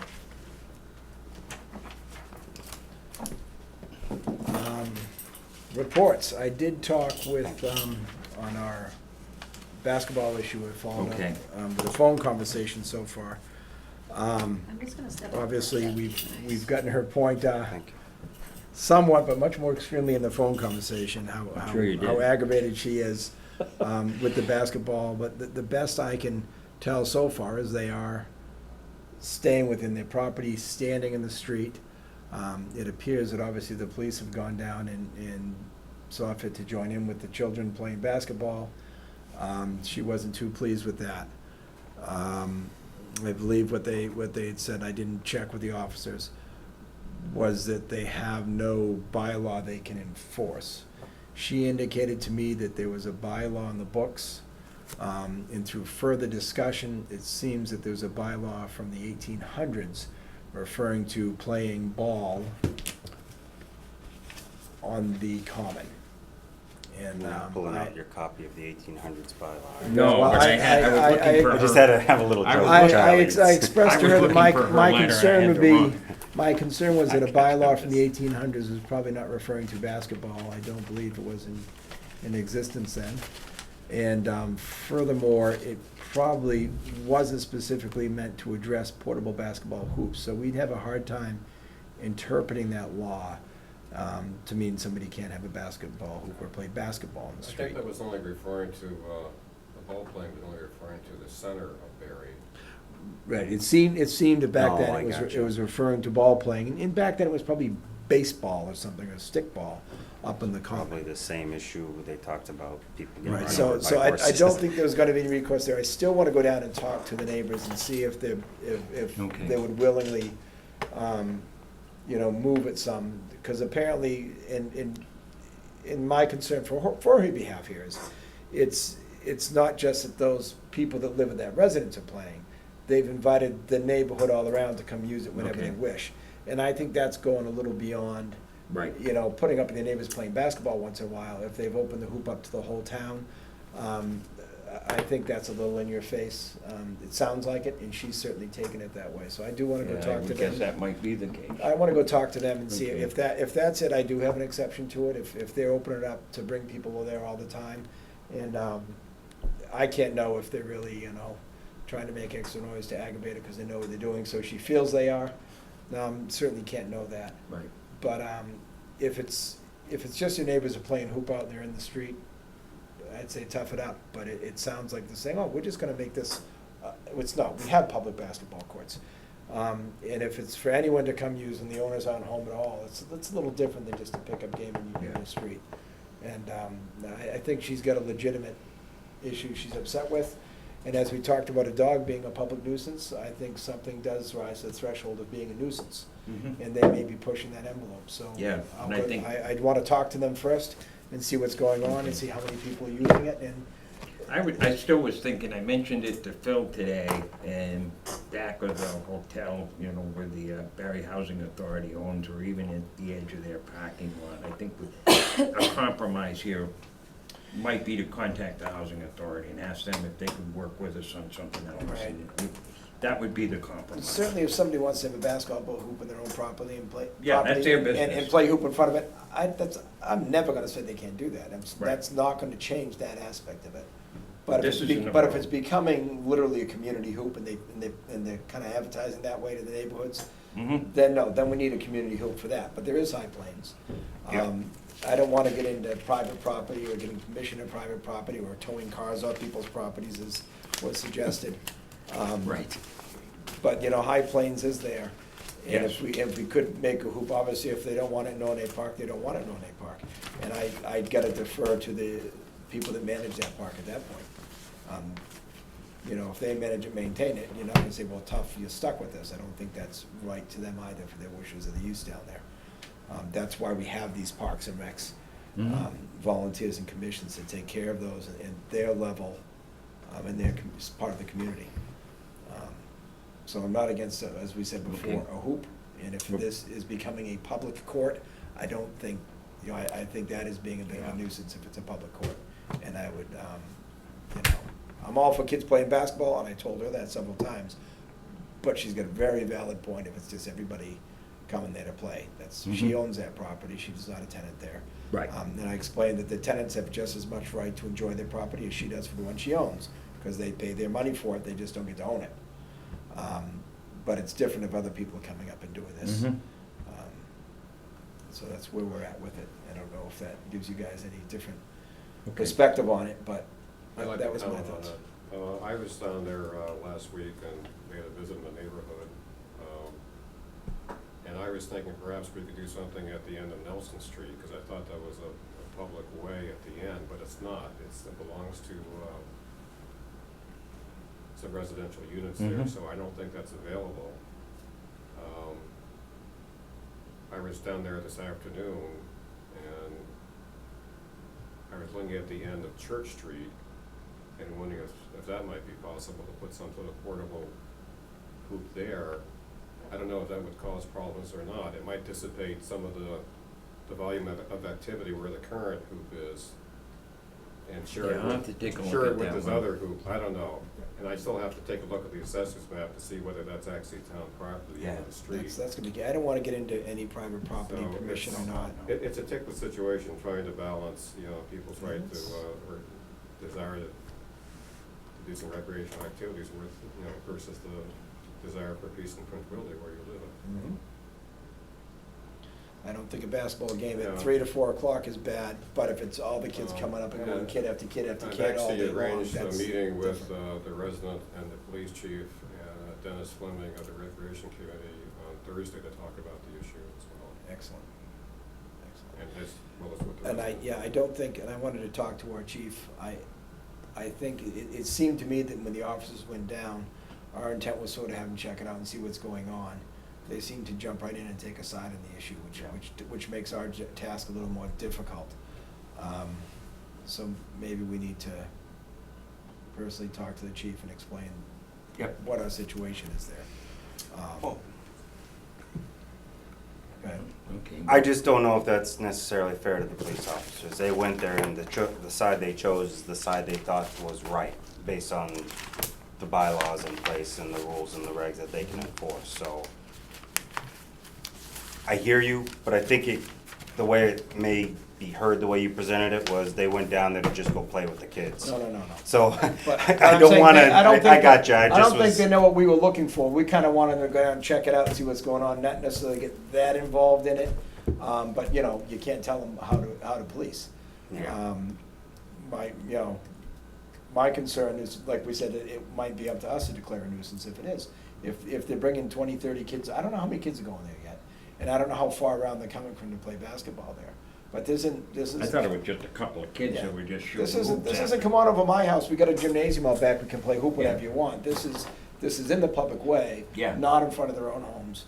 And it seems the more she's been upset, Yeah. I don't know, but what she would claim is the more it's upset her and she's gotten irritated with it and said something, the more they've picked up the pace. That would certainly not be what I would think of my traditional, let some kids go play basketball in front of their house. It also might line up with the better weather, What's what? the better weather. Yes. Well, I'm anyway. just, I mean, it might be a coincidence that the weather's slowly gotten better over the last month or so, and so it may kind of make it appear a lot I worse than it advised is. her- It's not the intent of the kids, it's just, I advise we. I'm do just have- throwing it out there. We do have quiet hours, and when I was talking with her on the phone, I asked, well, they playing basketball now? She said, well, I don't know, I'm in the house and the windows are closed. So when she is indoors, if her front windows are closed, she really doesn't hear it. It's really if her front windows are open or if she's outside. So it's not like she can't escape the noise, but once again, she shouldn't have to escape the noise Yeah. in her own home, I got within you. reason. And I don't mean We to. knew it was gonna be a touchy issue when it came up. I'm not trying to necessarily defend the kids in playing. I recognize two sides of this. No, So absolutely. I'm not trying to say that she doesn't have a point, so please, No, I know I haven't said a lot like she does, so I needed to make sure she understands I am trying to pay attention to where she's coming from. Okay, well, we think we figure out on it. Well, we'll see where we can go. I'll still go down and talk to 11 That's what the Trafalgar. selectmen get the big bucks for. Oh, yeah, that's what that stipend amount we get. Oh, we zeroed that, didn't we? What? We zeroed that, didn't we? Yes, you sure did. Silly us, I know. That's all right. Anything else? Okay, Matt?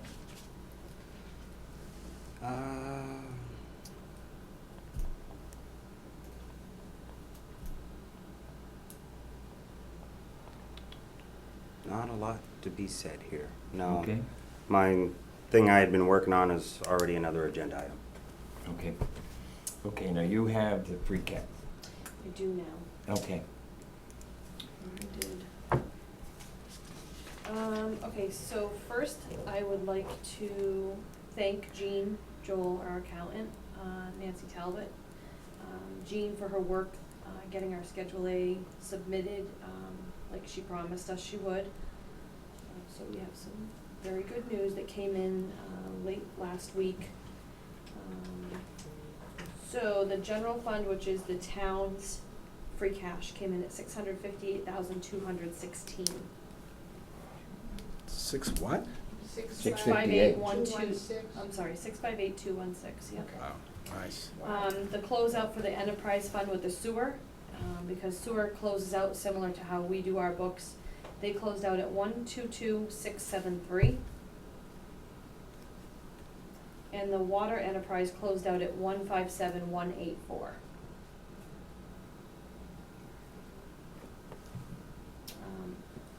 Another, So what was the free cash final number? 658. Okay, that's what I thought. 216. Some other good news, I guess I would like to thank Quabbin, after our Yes. meeting. They came in, we told them that we were hoping for them to come down to 4%, which would help us. Of course, that was before we had any idea our free cash would be where it is. And they came back, they had a meeting, I'm not sure what day last week as well, and they agreed, to exceed our request actually, and they came down to a 3.16% increase for us, and that number brings us to our assessment of $5,288,612. Okay. And the line item was 5,390, which they, 533. no, what they originally put it up was 5,390 something, their original, Mhm. 390 something. Do you know what it was? It might have, is it here, or is it not? It should be there. The number that's highlighted is a 4%. Right, I don't have the original number on I here. think it was 5.5 something. Okay, I think it was 5,390. when I can that, find section of the article comes up for discussion, and I do wanna make sure that we extend our appreciation to the school committee, you know, for their help on this, and I know they had some other towns, I guess, that are They needed some help too, yeah. need help badly. Yep. But, that's their issue, but, just that, you know, I thought that we had a very positive meeting that evening. And I agree. think it, was a very straightforward and honest meeting where everybody got along. Yeah, I know I asked them for 2.242%, and I thought that was a dream, but they came pretty close. That was, Yeah, they did, I suggested if they could get that low, it would be yeah, and very helpful, and they I came think we very wanna close. make sure of that, and I'm gonna, And I think what we'll see is some of the capital items that they took off yeah, will come back. well, In I'm the- sure in they're the- going In to. the special town meeting, which. I'm sure things are gonna have to come, well, they can't come back for an increase, they can only go Well, down. That being said, But what, it we brings- can do Ruggles, right, if we wanted to on special Yes. We can town? do certain things, yeah. So I'm just saying, something we can consider depending But I on how think- this all lays out. But- and I Still a think lot it- to get through, but. My bigger concern still is, this is fantastic news on both sides, but to truly do our job here, if this were our personal income, I would say that, if the revenues was my income of $10,246,000, I would strike a portion of that aside and put it in stabilization, which would be my savings, and I would live off the rest. We're going beyond that and dipping into either free cash. In this case, we have the free cash now, but dipping into free cash. Free cash is those other leftover funds that should go into our savings. And that's what, yeah. When we have to dip into free cash to balance our budget, we're not living within our levy limits, our total revenues. And I think that really needs to be that this would change. If you look at our line items in the last few years, we keep taking money out of free cash.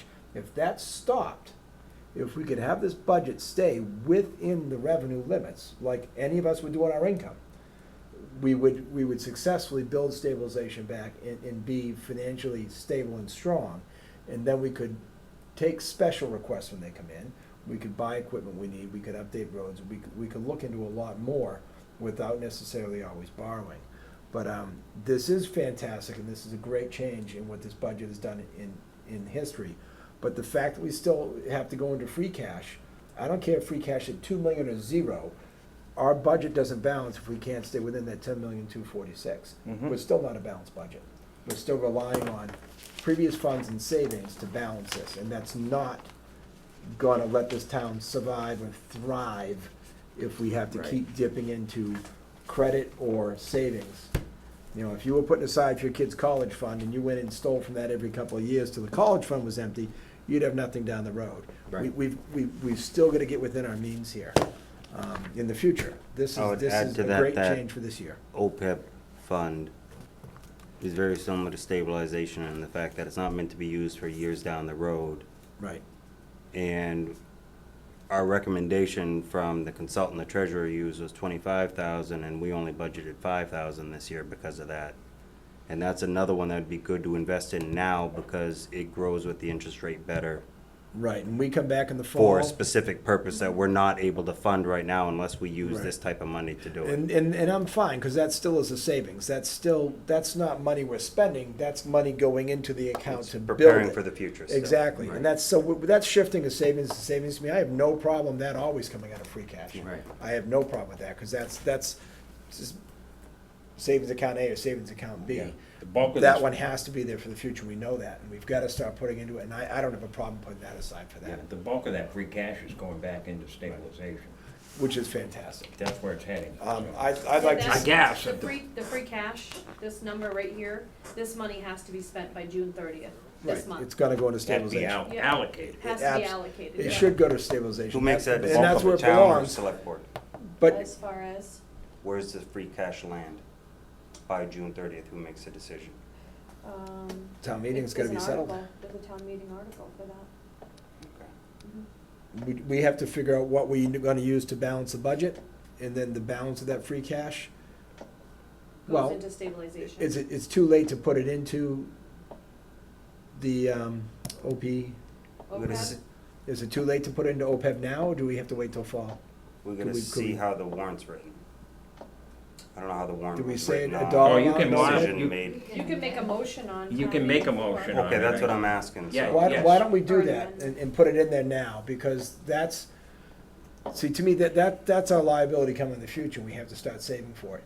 And that's a great place for free cash to go, it's gotta be set aside, I'd rather do it now. So it doesn't feel like we're taking more out later. Let's put the 20,000 additional to what Yeah. we said 5, so we Come wanna to put. a we wanna move it- 25,000 base. Right, we were putting 5 in, we have to put 20,000 more. 20 total. So not- 20 of the free cash. All right, so instead of moving 5, we're gonna make a motion on the floor to move that to 20. No. We're gonna do 20, but the budget, whatever budget we have, is that a separate article for the That's OPEB? not Or a- is, No, it's an article. It's so an it's a article. separate article for OPEB? That's Yeah. 5,000? Yes. So we wanna make we wanna make a motion on the We floor to. keep both of them. Yeah, you can make the change right up No, until the well, vote. what I'm do you saying mean, both is- of them? Keep both articles. One There's would say only one put article. 20,000 in You it, can't and one would create a say new put article. 5,000 in it. Oh, You so can't we want, create a new that's article. what I'm asking, so we wanna put 25. I am confused. I thought you just said there was already an article about free cash and where we would put it. Right, we can And make we a could put motion to modify. on the floor to say, rather than all stabilization, we're You gonna could- put a no. percent into the OPEB account No. that this other article is creating. No, No. you can make a motion to Amend the dollar the amount dollar amount. on the article. On the article. You Mhm. cannot create new articles. So I'm trying to find out, So on the article for OPEB, Mhm. right now it's 5,000. right, but where are the funds coming from? Does it define it, or does it could come from anywhere? It's coming from free cash right now. The $5,000 for that currently is coming from free cash. As are another $100,000. Then we just change that to 25,000 I on that believe- article. Yeah, I That's believe what I was you have to asking, so we make wanna a make it motion to 25, amend not that. 20. Right, you allow the, Okay.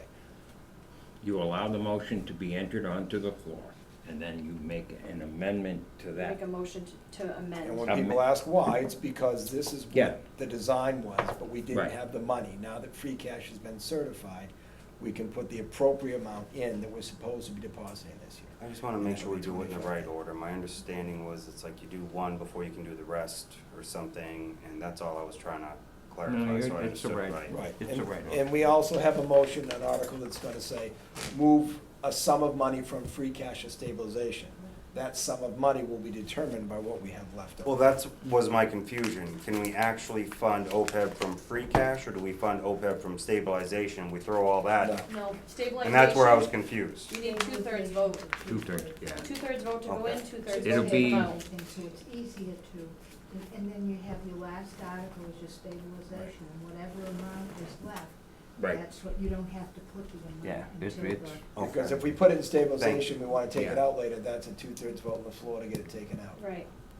to move it. But we Much can move it now. easier to deal with it article by article like that than it is. Otherwise, you know, you don't wanna have 3 or 4 different numbers floating around on the floor, which we have had in the past, which makes life interesting. But, you know, we're gonna And I have. apologize for my confusion. 'cause The this difficult wasn't part really here something we will went be through during explaining FinCom. what we are trying to Funding of do. each line item, I just saw What the line item, article so is I for. apologize. That'll be more difficult, and somebody will ask what the letters stand See, for, right? if I'm right, we're still gonna be moving 106,931 from free cash to balance our budget. Roughly, that's taking the school number off what our last number was here. But in other words, we're still taking a $100,000 hit in free cash, so we're lucky it came in that high, just to balance our But you have to, budget. you also have to look, I don't like the free cash is always in as part of the well, revenues to you balance have the to look budget. at, I've looked at the, you know, you look at the budget overall, and free cash should be going to balance certain things. I agree 100%, and I think we have to be very careful that we make use of free cash, because if we don't, whatever you expend at this town meeting goes right on your property tax bill.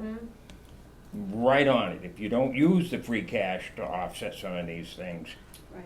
right onto the property, every penny. Okay. that's Sort of a- like the snow budget, if you. Well, put it no, in too not big, really. It's But you a put it lot- in too big, you gotta pay. It's it a back. lot different. Backwards a little there. But if you don't allocate it right, but you have to look at the overall budget, okay, you got your new growth, you've got, and this is where if you use the free cash properly, you don't really get a lot of questions about it, but we're paying payments on roofs and things like this. To me, when you have, that is, yes, it is operating budget, but it is not direct operating, if you wanna look at it. Yes. Those are capital things in a way. So if you're using it and you're using it correctly within the parameters of the budget that you have, you know, you don't wanna chuck it towards, you know, paying for the town accountant or something like that. I think we all. But do. yeah, I would also agree, I would rather have less free cash and less debt. I don't believe in, putting a savings account aside when I'm carrying. That's right, debt. but if you notice, But this is not the case, we can just pay a debt off. but you know, one, I understand what you're saying. Yeah, but If we take it out of the budget completely, we're gonna have to raise the levy limit, and that's undesirable as well. Well, Yeah. you're not But gonna I- raise the levy limit, you're gonna. yeah, you're under the levy limit. We're under the levy limit, but you'll reach your capacity. Right. Yeah, and- I understand. and the- But still, I'd still like to try to right. make sure we put some of that in stabilization, a Oh, I good agree. portion every I year. agree, as much Because as- this should be, I would think, $1.2 million, almost double Yeah. where it is. I think, And where, you know, I agree 100%, but I think one of the things that, you know, I know when I was on before, and it appears that when I wasn't on, Barry's always been pretty careful about borrowing. You haven't had to sign any bond anticipation notes. Not since you- yet. Since you've been on the board, and Yeah. that's a. that's and- good. What? Yeah, good. and Barry had, you know. But we have a few out there. What? We have a few out there. Well, we have a few out there, but at the same time, they're put out in the right manner. And I think at times, like any business, you have capital shortfalls and you have to make them up at times, but they've always get paid off on time too. And they're set up, and I don't know if you've been through it, but we set up the bonds, and if somebody asks us at the meeting, I'd be more than happy to explain it, but we set our bonds up in such a way that, you know, if we do a bond anticipation note, or, you know, that type of thing, or we put out a bond in anticipation of revenue, we put out like 6 of them. That way we can pay, if we have enough money, we pay one off, it's gone. Without, you know, we can pay much faster if we're in a Right. position to pay ahead. Costs a little more upfront, but it costs less in the long run, so. Same as credit card debt. If you can get rid of a small credit card and get rid of the interest, Yeah, Take but a I mean, hack I at it think, and get rid of it. I think, you know, like, we haven't had to do that. Every so often, it has to, things happen, you have to do what you have to do if the state comes through with their money. okay, But let's, we've been pretty good over the years. Barry? let's push through then. We're gonna Yep, be- I'm ready. I think it's already 9. Yep. Okay, so. The regional building inspector, Yeah. Oh, one thing on the budget before we move past that. I need the select board to decide if you would like to do a 2% COLA for non-union employees or not. That'll increase what we pay out of the free cash towards our budget. speaking of that, point made. How many employees aren't under contract? It's a whole bunch.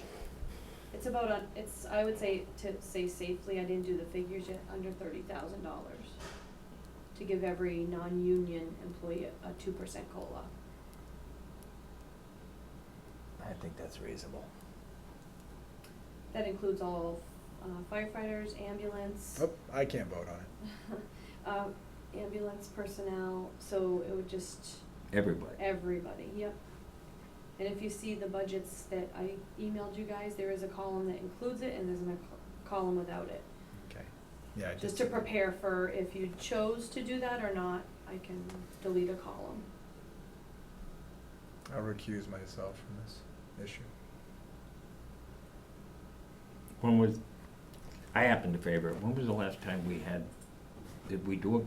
I can't recall. We Yes. did one last year, 2%. Okay, Yes, there was some raise. Mhm. Maybe it's crazy because I know it's 30,000 and I know it's gonna upset a lot of people, but part of me's on principle. For the last 3 months, we've been crying poor. We're cutting everybody's department by 2,000, 3,000, 5,000. And now we want to throw 30,000 in when we still can't balance the budget within our tax levy. We're still relying on free cash to make that happen, which means I don't think we're getting to the goal of, it's generally stated that free cash is best benefit is towards capital expenses, so you don't have debt, because the debt interest is always greater than your savings interest. So you use it appropriately, a certain portion, either pay capital straight out, you don't go into a loan or a ban or a bond.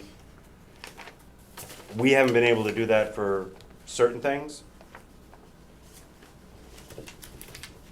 I think we're riding a tight line right now on our debt versus valuation.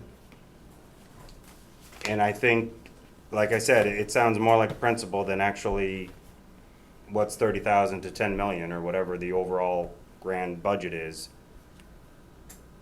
But it comes back down to that, well, if everybody asks for, every department needs another 5,000, every department needs another.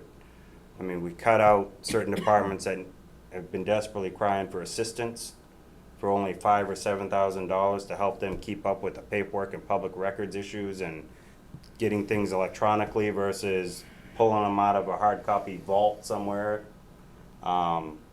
It's hard for me to say, so I have a hard time supporting that right now, and I know it's not a popular position, but I think for this year, it might be the right position, and then next year, we're in a better spot.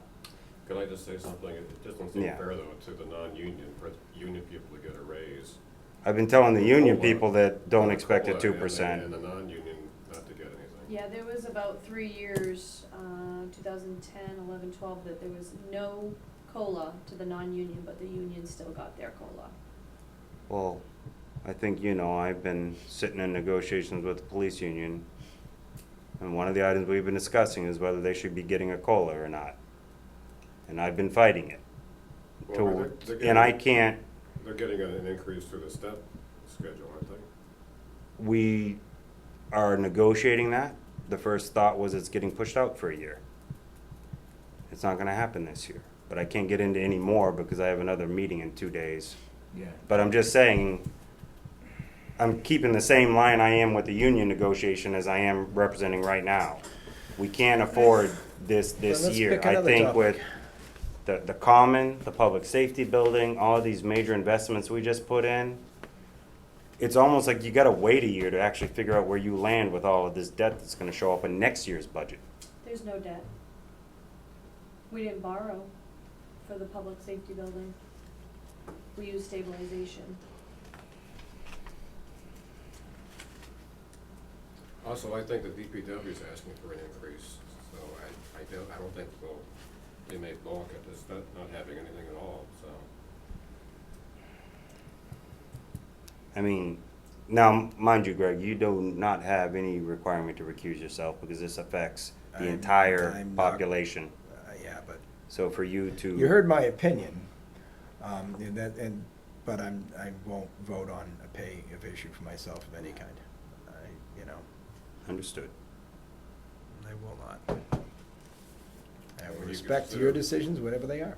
I will not, I'm just saying that you could consider, you don't wanna do 2%, maybe 1% or 1.5%.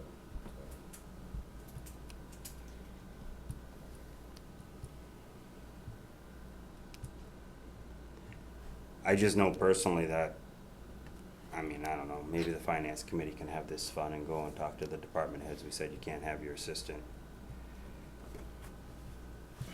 Because they cut 2 departments that requested for assistance. And gave another department an assistant. But now all of a sudden we have enough money to give everybody raises, but we can't get enough work hours to make up the difference. So you can give them a raise, but they still don't have enough time in the day. It's kind of like Adam's position. There's only one of me. No matter how much you pay me, I can't do it all. But we'll pay more, but we won't provide the extra hours to accomplish we gotta pay attention to that is all I'm saying, and it's hard for me to go and stand in front of another department head and say just the opposite of that. Well, I think at the time of budgeting, the funds were not available. I don't think we should assume free cash means the funds are available. I don't think free cash, like, kind of similar subtle point Greg was bringing up, that's an operational cost I would have completely. argued against the increases out of free cash as well, just because it's, So, we're and I know chasing it's further so away from small, our- it really is Well, I mean, if you a guys. practical point. If you guys would wanna pay, whatever way you wanna go, we have money within the levy limit, we can tax everybody right up to the levy limit. We don't have to be so Right. frugal. If you guys wanna do that right now, everybody can get their pens, and we can start doing the budget. No, and we can put back in everything that was taken out, and we can go to the tax levy limit right now. I have worked on this budget with Ted minimally, and you guys are more than welcome to take a stab at it. Absolutely. But we budgeted to try to maintain a stable tax limit or tax level. You don't have to stay within that level if you so choose not to. That's right. Well, the But- voters don't have to. The voters don't have to, but you don't have to propose a budget to stay under the, Right. stay as far under the levy limit as we did. But I guess, I'll try not to sound too much of an employee here, but you do have some employees that have reached their maximum in the classification system that will not see another increase. Step increase. This year. I happen to think it's what's fair to our employees. And, you know, perhaps if we were off somewhere in Washington DC, you might have a different feeling, but most of these people aren't making that much money. And we haven't really cut the employees, yes, we haven't added to certain things have been put off, agreed. I don't really argue that didn't happen, but I think it's fair that they, when we're in a position, we've asked them in the past, and it happened when I was on the board, and it'll happen again. You know, we're asking to bite the bullet when it's time, and then it's a little bit different. I just feel it's what's fair, and I think. we're not talking like school, like a lot of teachers, I think, make Yeah, well, that's- $70,000, and Yeah, well, they that- probably got their 2% increase this year. What- We're probably talking people that are making Whatever. $30,000. Whatever, yeah, but I just happen to think this is fair. I don't favor running up the levy limits and so on. You can argue whether the free cash does this, if you put it towards something else and it brings that down and then this goes back up. I mean, you know, where's the free cash going? I don't know, you know, you could say it's going one way or the other, it's being used. Generally, it shouldn't be used for operational costs. It should be used for capital investment. Well, I don't know about that. That's my Let me opinion. argue with it how I have seen free cash over the years. One reason, there's a number of reasons why we have a free cash balance of this magnitude. And one reason, to be very honest, is that the board spent very, very little money in the past year, other than what was contractually obligated to straighten things out. You know, moving money around and stuff. We haven't done that. This is where I get very, very conservative, because I say to the departments, you come in, you say this is what you want, and this is what you need to operate. You better darn well make it through the year, because if you don't, you're gonna have some hard questions coming back. And we have done that, and one reason we have the free cash is because we go to the departments, at least this is my philosophy. What we present tomorrow night, and it may sound corny, but to me, that is a contract between the town and its citizenry. And that like any other contract, it is sacrosanct. I think we all know certain things come up, you know, we can't predict, you know, if there's gonna be some fire or something that costs $100,000 to put out or something, we can't do that. But, you know, we have said that, and that's one reason we have the free cash that we do, because, you know, I feel very strongly about this, and when we don't have enough money, I will go and ask the department heads, why don't we have enough money in there? If you needed more, you should have come back in January and asked for it when you were putting the budgets together, and then we could have dealt with it, and if we'd taken it out and you needed it, well, then it's our fault. But, the one reason we have this is because there've been some pretty hard lines taken throughout the year. That's why you get the free cash. You don't spend it here if you're able to save it there, and so on and so on. But it's adherence to a budget process. And this is the way I have viewed it, and I know you're looking it up, right?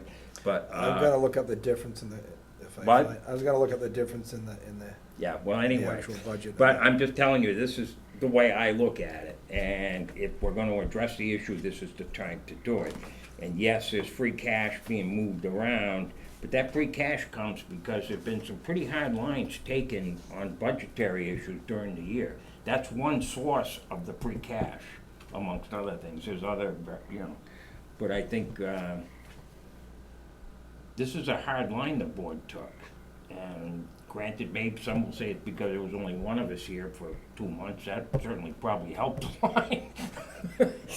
Didn't hurt it any, on a humorous note, but I think this is the way I look at it, and I don't want to go back in October or some other time of the year and start fooling around with the salaries in the middle of the year, because that breaks that bond, and I feel very strongly about that.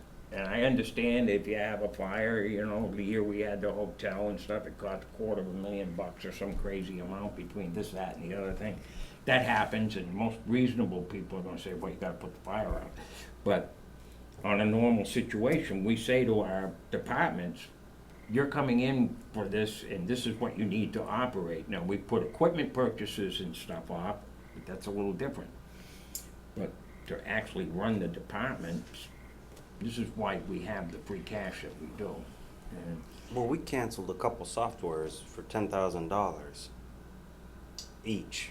One Yeah. of them, the other one apparently got confusion which one got purchased But through a if you different think of method. those are hard decisions at the time, but this is, sometimes these are the reasons you're in the position you're in.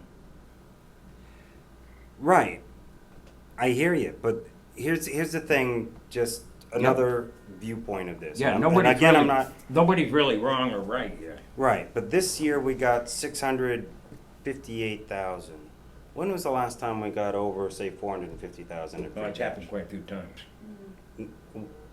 Recently, when was the last time we got We more than had- 450,000 in free cash? What did we have last year? It was I think it's. 300 something. Yeah, 3 something. I think it's been some years since we've been at 600. I think this is a little bit of an anomaly.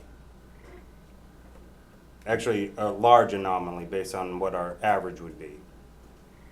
Based on the information I got from people I've asked, because I haven't been here as long and I haven't seen as many Let me budgets. throw this at you real quick. What we've said right along, especially with the monies for the software and the different things that we took off the warrant, we said we willingly revisit them and hopefully give them those things in the fall, and it looks like we can. Those would be capital purchases for software and those upgrades. And if we do intend to follow through and grant those, why wouldn't we grant this? I believe that's my intent for the fall, now that we know the money will be available and we'll be able to take it out of stabilization. Plus, hopefully and- we'll and have give 'em those this things. year's free cash. Certified too, as well and be right. available. So if we truly intend to go back and revisit those items and put a bulk of those, you know, back on and award them in the fall, then we've loosened the belt. When we intend to, I believe, since now that we know what's come in, we didn't know, we didn't know this was coming in. Are you kidding me? We were hoping for 150. This is huge. And at 150, 200, we're saying maybe we can revisit some in the fall. We're revisiting in the fall. We're still gonna bolster stabilization, huge. And if we're gonna go back and try to take care of some of these software issues and other things the department's asked for, I don't think that taking care of non-union workers And I know maybe that's just making you a tighter pinch with the union workers, and it's gonna change that. But without the workers of this town that are paid by this town, especially on the lower end of these scales, the laborers, we don't have a functioning town. And if we overlook them when we really can do it, I think that's gonna create bad feelings with, frankly, I don't give a hoot about, when I get up at 2 AM and go to a fire call for an hour and a half, the $15 is nothing. I'm losing 3 hours of my sleep at night to go to a car crash. I'm not doing it for $15 for the 1 hour of pay to lose 3 hours of sleep. So I don't care how it affects me, and none of the firemen will care how it affects them. But I think the people who come here and work 40 hours a week for us, I do think it's a show of appreciation for what they do, since we do know it's there and we intend to go forward. I got one more thing to say, and then I'll just leave it at that. That's One of the reasons we were sitting here waiting for free cash, other than just the time it took to get to it, and the reason we were cutting everything in the warrant was because this is a number you can never count on. right. You don't know what that value will be until it's done. We asked, and we could barely get an estimate over 200,000 at the time when she was trying to get there. Second, when the capital planning committee is looking at next year's capital plan, hopefully months in advance from what we started this time, if we don't mess with this much and we really build up that stabilization line, We can get into that next. then we can actually determine a percentage of that and say that's yours to plan for that year. Some of it'll be debt, some of it'll be stabilization. And you can set it aside and they know they got it starting in September. But if we start throwing 30,000 out now, and we say we're gonna throw out another 200,000 out in capital expenses in October or whenever for a special town meeting, we're defeating our ability to actually plan, rather than saying, take a step back for 1 year. For 1 year, take a step back to allow yourself to build something up to work off of, rather than chasing your tail. And that's all I'm recommending. I understand that, but I think if the people that work for this town 40 hours a week can expect some small increase in pay, whereas because they don't have a union, then we need to raise the levy limit and pay our workers. I If understand. that's what it comes down to. If we're concerned that we can't fund this next year, like if we give this increase, it's gonna be too much next year, then we raise the levy. And I am in no And- way and I don't have opposed a to problem giving raising our levy. workers better If- pay. This right, is not if- about that. If. I understand I the think they concern, I deserve do. better pay, and I think if that means we need to pay more, I mean, Prop 2.5 came around because the schools were getting out of control. They're out of control again. They're back to an absorbent amount of our budget. The idea was when you set this levy limit, you set the tax limit, the schools were going crazy. This is what it all came about from. And it's happening again despite the limit, and they're getting a larger portion of the budget. And I once again think in the future, we need to hopefully work with the school and see if they can find a way to reel that in a little bit, because we are millions above what the state says our minimum contribution should be. And if that's the way the town wants to keep to spend the money, that's fine. But if we keep spending that money that way, we can't expect people to work, without reasonable increases. And I experienced the other end of this. I worked for the military. We had a pay freeze for years, and I got sick of it and left. I went and found other work instead of working for myself. I wouldn't stay under those conditions, and turnover is a real possibility. This is, if it becomes an issue, next year, if we say we'll give them the increase this year, and it becomes an issue in next year's budget, then I will once again propose up in the You're levy. not gonna cut them 2% next year. No, but if you I'll don't propose have. up in the levy. So all I'm saying is everything you give them now is If- there. You won't If, have to. we shouldn't have to, but if Another it, thing, but, sorry, go Yeah, ahead. that's okay. another thing that I'd just bring to your attention that you probably don't realize, every year that we've gotten 2% as employees, our health insurance that we pay into goes up 4%. So you're running backwards Yeah, all the time, so just so you know, well, I'm sure, yeah. for the people that do buy into the health Right, insurance. their Yeah, paycheck goes down every year, not up. Yeah, that's what I think, The bottom yeah, line, then the well, budget goes in down. our own personal lives, we're in that boat. Yeah, Probably absolutely. everybody watching and telling me I can relate to that. No, I recognize. Again, this is me just trying to really look at, and I know it's hard. Right, and- I'm looking just at black and white numbers, because I'm trying to really pay attention to just, my thought process here was, I thought this is a good year for correction. We needed to take a look, correct, rebuild our base before we move forward. And sometimes you get a nice check that you didn't expect, and you want to go blow it on a new TV, when what you Well, really should do is if put it in I- the bank and wait a year for the next TV model, or wait a year so that it goes from. Let's say it differently. So that's all I'm suggesting is, Let's say we had $30,000 to spare in the budget. Would you send out three $10,000 software packets or give these people a raise? If you only had 31 in the budget, where would it go first? To software or to a raise? it's software. And it's not because I don't appreciate them, it's because their life would be easier doing their job. Some of them, not all of them. This impacts way more people than just the software is gonna affect. This impacts. How much does it impact them? Do the math. Well, we said $30,000. $800 a year. I'm not saying that doesn't help them. It helps them. Don't get me wrong, I'm not belittling that. But we're not talking about giving each person $1,000 extra a year, or $1,200. It does help, but when you break it out over 12 months, twice a month, and then you take taxes out of it, what are they feeling? $20 a week? It's a paid vacation for somebody. $20 a week? If you put it What I'm aside, saying it's- is the effect, you're talking about the effect on everybody. Right. The software would have a greater effect on this town by buying it now, because next year, they might not ask for the assistant, because their personnel they have can accomplish the work in a more efficient manner. And now you have more money to give everybody a bigger raise. But if we keep cutting out the efficiency effort of getting softwares and programs that make it easier for them to do their job, we undercut their ability. And this is why we're to gonna- get a raise. This is why we're gonna approach those in the fall. But, you know, That's fine. It's just a perspective. If you want to put a motion on the table, I'll move forward with it, Charlie. I won't balk it. I just wanted a good discussion about it. Yep. I appreciate, believe me, you know what I said about free cash, I appreciate this, but I do feel, this is because. I mean, The I think large they number of deserve free it. If we cash. could afford it, I'd give everybody like a $3 an hour raise and say, Because there you go, of- because you deserve it. I don't have it. Because So of that's this my fear. large free cash number, I think it is a wise thing to do for morale, for every other reason. Like I said, it's $20 a week. You put that aside for 50 weeks, it's $1,000. There's someone's plane ticket in there.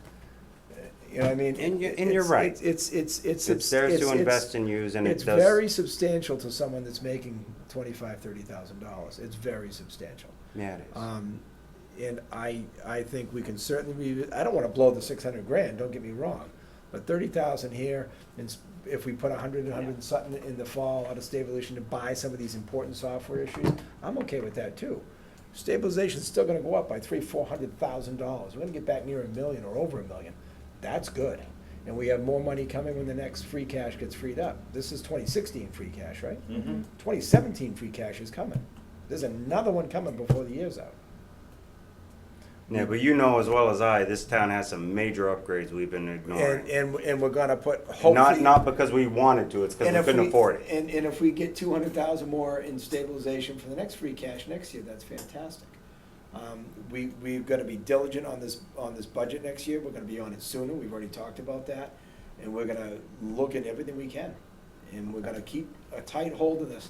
I don't wanna give up the progress we made on it. But I feel very strongly about,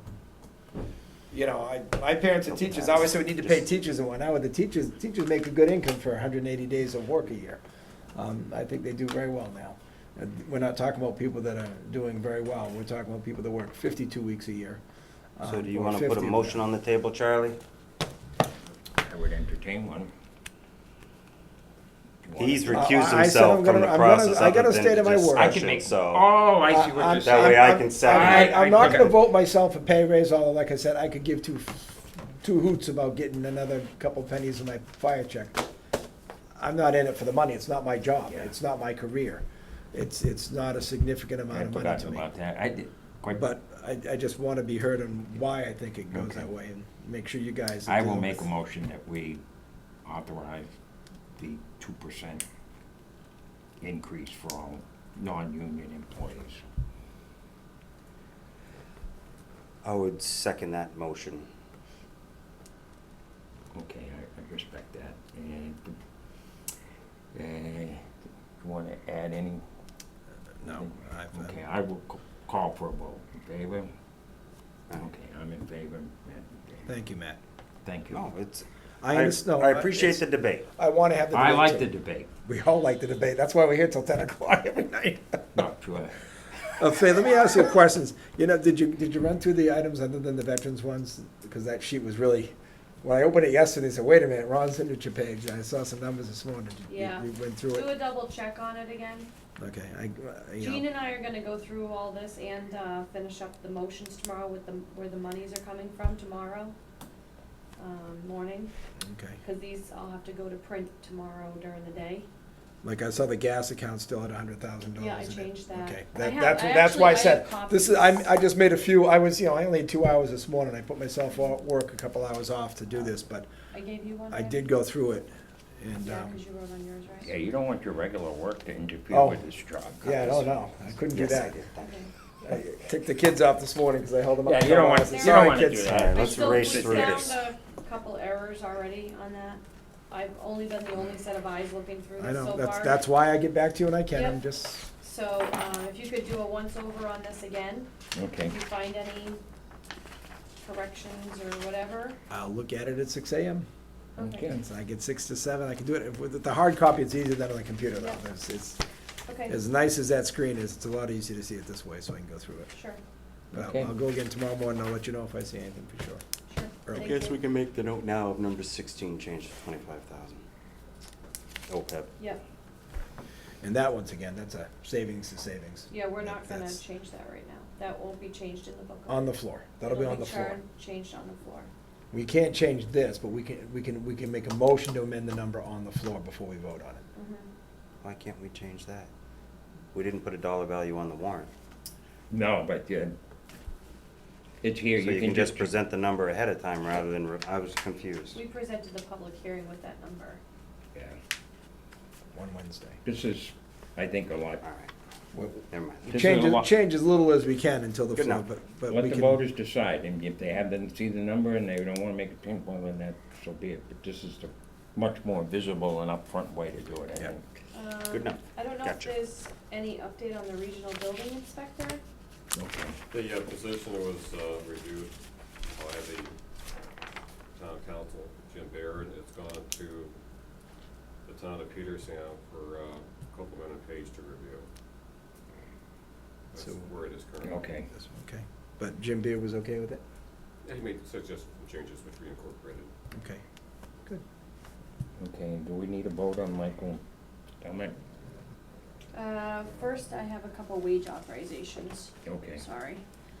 The first one is from the library department. Yeah, right, okay. So the library recently hired an employee and Stephanie didn't work out, so, she's moving on to the candidate number 2. So, that's the wage authorization for this person to fill that position. Is that state minimum? Nope. What? We don't have to pay state minimum wage. We're only required to pay federal minimum wage, which is still $7 and something cents. Really? We're exempt from state minimum wage We rates? are. Wow, that's horrible. How does that work? Is it kind of like the state senate saying everybody else does this, but we're exempt? It kind of, It sure they, sounds like for it. some reason accidentally included municipalities in one of these rare exemptions? We don't have anybody that makes state minimum, federal minimum wage. No. That's good. That would be horrible. So this is for, I didn't get the name on Elizabeth Garrett. What was it? I make a motion to accept, I'm sorry, at 10.77 per hour, minimum step CL-1.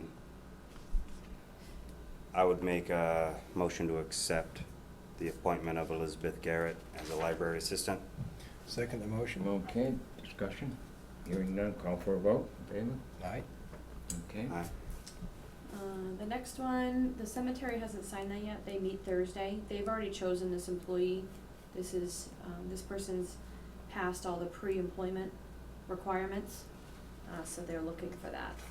I figured we'd sneak that in tonight since we don't meet again for, I'm not The sure order when. of signature is not relevant, is it on that? Does it fall under classification or stuff, do you know? No, I mean, It's a we don't seasonal have to labor. wait for them to sign it, we can approve it, and they Yeah, can, you can- they can That's- continue and Yeah. not continue. Yep, and they can take this form to their meeting and sign off on it and get it back to me. So- Or not if they want, right? No, they will, they chose this employee, and they Yeah, Bill, I submitted don't this know if you wanna do this to tonight, us, but Bill, they you haven't wanna- meant to sign it yet.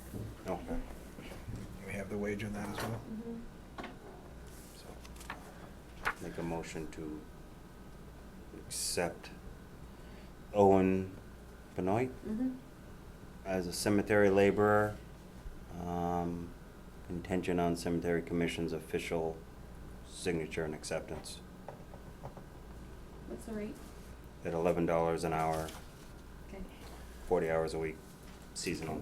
Do I have a second? I second that motion. Okay, discussion? It's interesting to note they've already started, so I guess He it's, has not. he has not, No. it indicated today's date on it. I don't know if he started today. Oh, yeah, it did He start. may have started Today is the today, start yeah. date, you're right. I'm going to just, Is that who I saw driving down the hill? I'm not sure. When I came up this morning, coming I down don't know. Summer Street? Vote. We motion, we didn't vote. okay, Give us a vote. all in favor? Aye? Thank you. All right. I'll keep you on edge. We Yeah, did- that's right. We did receive a resignation. I haven't watched any papers yet tonight. Last week, a resignation from, Water Department. Michael Stelmack, resigned effective, May 14th. I guess this was submitted, and it was effective June 9th.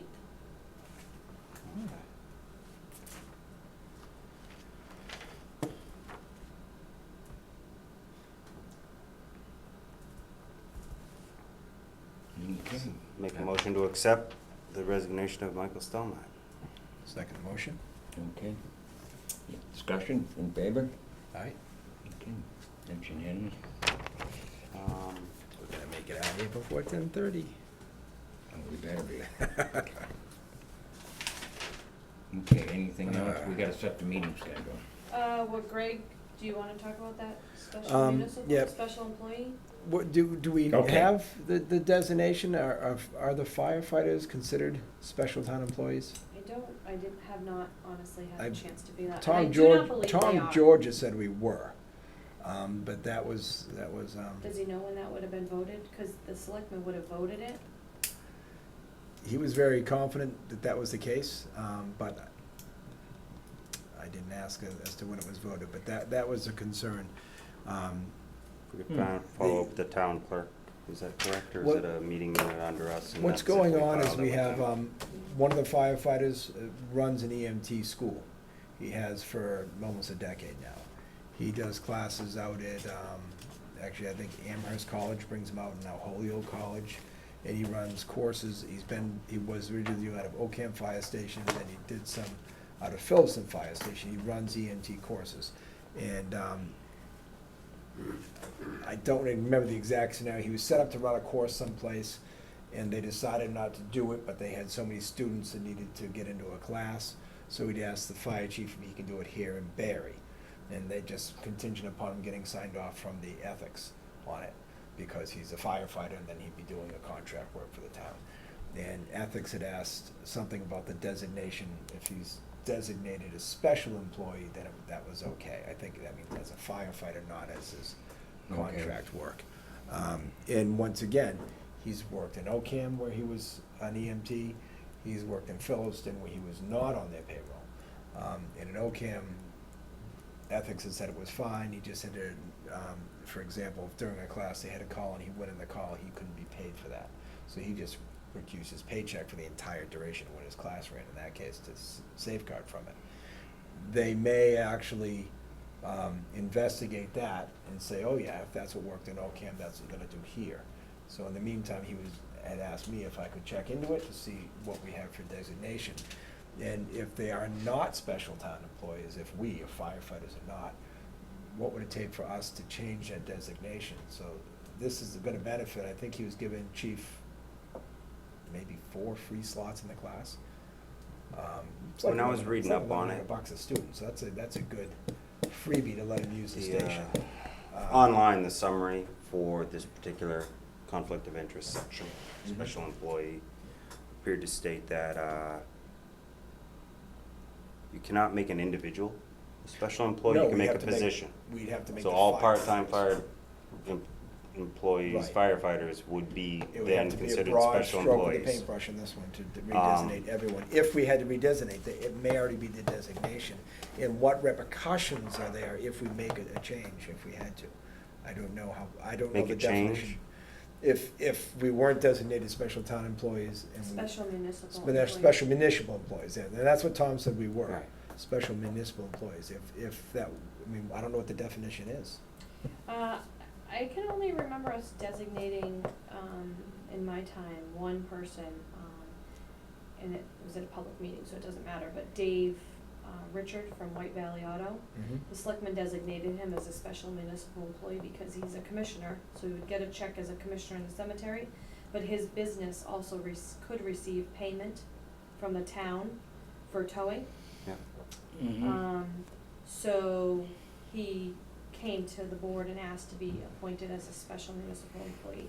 And that technically would make all members of the cemetery commission special employees. The designation was only for him. It cannot be, is what I understood by the law. I don't know, Matt, I'm just telling you, and I think it came from the ethics, what he brought us, so we could look that up from him.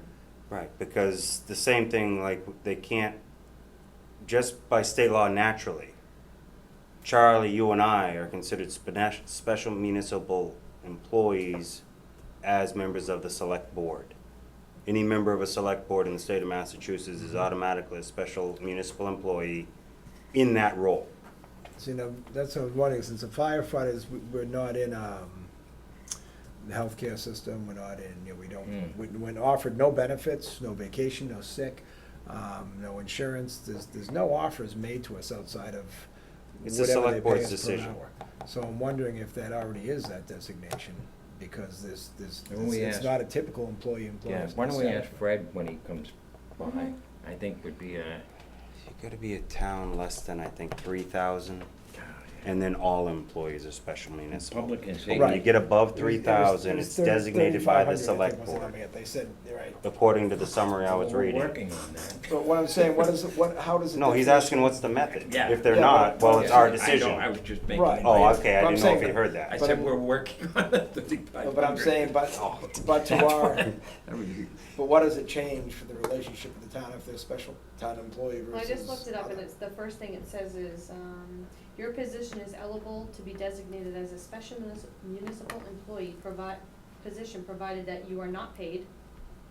So firefighters are paid. Or you work less than 800 Or hours you in the work- last Under a 365 days. Right. Or what? You work less than 800 hours in the last 365 It days. says, or also. That's safe. Also, you hold a part-time position which allows you to work at another job during normal working hours. Which is the case. Right. So there's, Public safety comes under a whole different set of guidelines. Right. So if firefighters, So- if call firefighters are, What are you looking at, 32 or do we have to weeks? designate individually, because if Chief Rogowski Just starts under with shifts ethics. and does Oh. per diem shifts, that would individually pull people out of that definition. So No, it wouldn't. maybe it doesn't have to be that comes back to the 800 hours worked or less. right, but if. You know, I Okay, suggest we so I think- ask our labor council. Yeah. Yeah, I And think, also, he appropriate reached out person. to ethics, correct? He's reached out to ethics. So and I would wait and see what they say, because at the end of the day, if we're doing it wrong, they're the ones that are gonna come and tell us that we're wrong. Right, they so. may give him approval as he is, or he may actually have to be a special town employee to be able to do this. Mhm. So if if he's not, he obviously, he can't come and make a request for this, but if he's not, either I'd have to see if someone else can come in, or I can make the request that we change the designation. I think it benefits, obviously gonna benefit him if he runs a class, he'll make some money in his class, but, you know, he could always do it in a different town and probably pull the same 6 employees and go back to Ocam or somewhere else. But if he comes here, what's in it for Barry is like 4 seats in his class. Yeah. That's what he used to do with Ocam, I remember. The chief said, sure, you can do it here, but give me X number of students per class. And he got a lot of his guys certified that way. And his success rate in his class, he may still have 100% passing rate. Was an exception. The state even came out and looked at him because so many people had it, and they just really like his teaching methods. And he's, you know, that successful. It would be a benefit to us, for sure. I'd never do it. I've got no interest in it. I don't know. Okay. Do you God bless them. guys- They take all that time, but. Have any discussion on the town administrator position? No. We were able to coordinate Matt and Andrew with town council, Labor Council for Thursday morning at 9. Excellent. So, do that, and then we'll finish that up in an hour, and then I'll go to the police union at 10. So, And then. It's good you're not letting your real work interfere. no, just taking personal time and paid time off.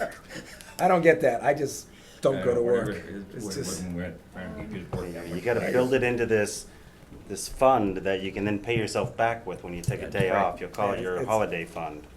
it's like when the better half wants to go on vacation, I'm like, Isn't it? sure, I just won't get paid for a week. And we had the cows, they don't But understand it's, that. you gotta do it, you gotta do it. Cows don't understand that when we had the farm. No, No, no. Take a want- week off, yeah, they don't. They need to get milk. Yeah, oh, yeah. I was gonna say, that's And always fed the hardest part, I and think, watered. for a farmer Oh, was, God, yeah. how do you get away for a weekend or a week? The next thing we have is the Neighbors. summer schedule. So your next regular meeting falls on the 4th of July holiday. I don't know how I you guys feel. might be late, guys. I'll make a motion to skip that meeting. Well, Second. if- them. You want to just set the whole schedule before you do that? if- So in the past, the select boards have narrowed their meetings down to 1 meeting a month for the months of like July, August, September, and then they usually go back into regular session. We could have things pop up that will With not our allow IT stuff that. coming, we can't do that. We just got him for 30 days. We've gotta stay on the IT, so we're gonna have to meet maybe on an off day. We've gotta stay with that IT issue and talk to Rutland about. That where- sounds great, but I don't think it's gonna work. I think right now, it's still make the motion to skip July 3rd. Yeah, we can schedule as needed, but And if then we, the rest would just be according to schedule, except I will not be here for the first week of August, because that is my vacation. Okay. What I had thought was maybe, at least I need a pretty good rest here. I had thought maybe we could meet next Monday evening, and then we'd skip that week, we'd have a DPW week, it would put us into the 3rd week of July. so you're looking And at it would allow us any follow. 26th? having a regular meeting the 26th? Yeah, Okay. well, we haven't decided, yeah. And then go what, to August? Then we can decide from there. And if we have to have a meeting, I mean, I got a feeling there's somewhere, How about we look at July 17th after that? July what? 17th? Well, like I said, we can figure that out. If we meet in the 26th, we can hash that out then. Well, do you wanna meet the, Well, the 10th is DPW commission, the That's what I was 17th, thinking. right, would be our normal That could be your follow-up meeting for the selectmen month. meeting. But the question question is- does come up, Do we fit one in this closing week? out the town administrator contract. We're gonna have to meet and at least get that on the agenda to approve the contract. Well, depending on what happens Thursday, Charlie's proposing having a meeting Monday. Right, if that goes well, then Monday we close that if we're lucky, but then we've got to work with that town administrator immediately to get an IT director, something moving. So if we need to post a position, we're posting a position sooner than later, rather than waiting 2 weeks. That's all I meant. So I don't know if that's gonna We're gonna squeeze in get- another, that's all. We're gonna get that guideline from Adam, right? And Mm-hmm. if he gets that to us This week. this week, we could use that guideline For Monday. and hand it in when we meet with, our new administrator, hand it over to him. Okay, I And say you you could go guys with that. go forward with the 26th right now, and how about on the 26th, we Okay. evaluate what you want for the rest of the summer? I want it all off. There's a lot going on. Yeah. I'm being honest. Sounds good.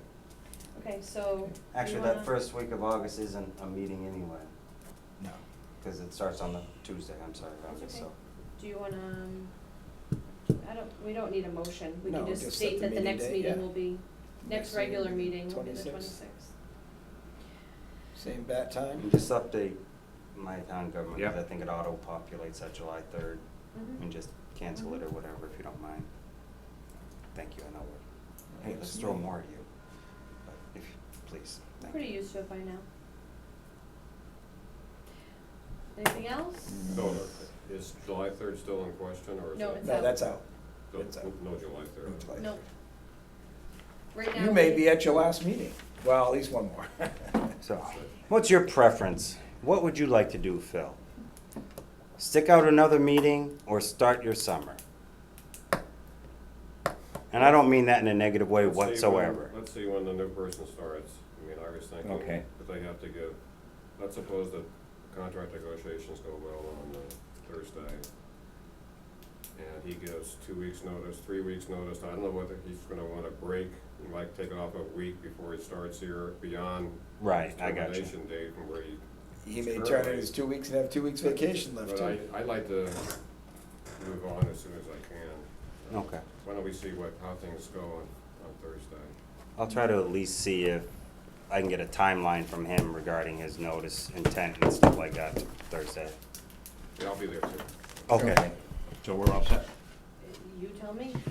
I make a motion to adjourn. I second. Okay, David, Aye. Aye. Thank you much, all. thank you.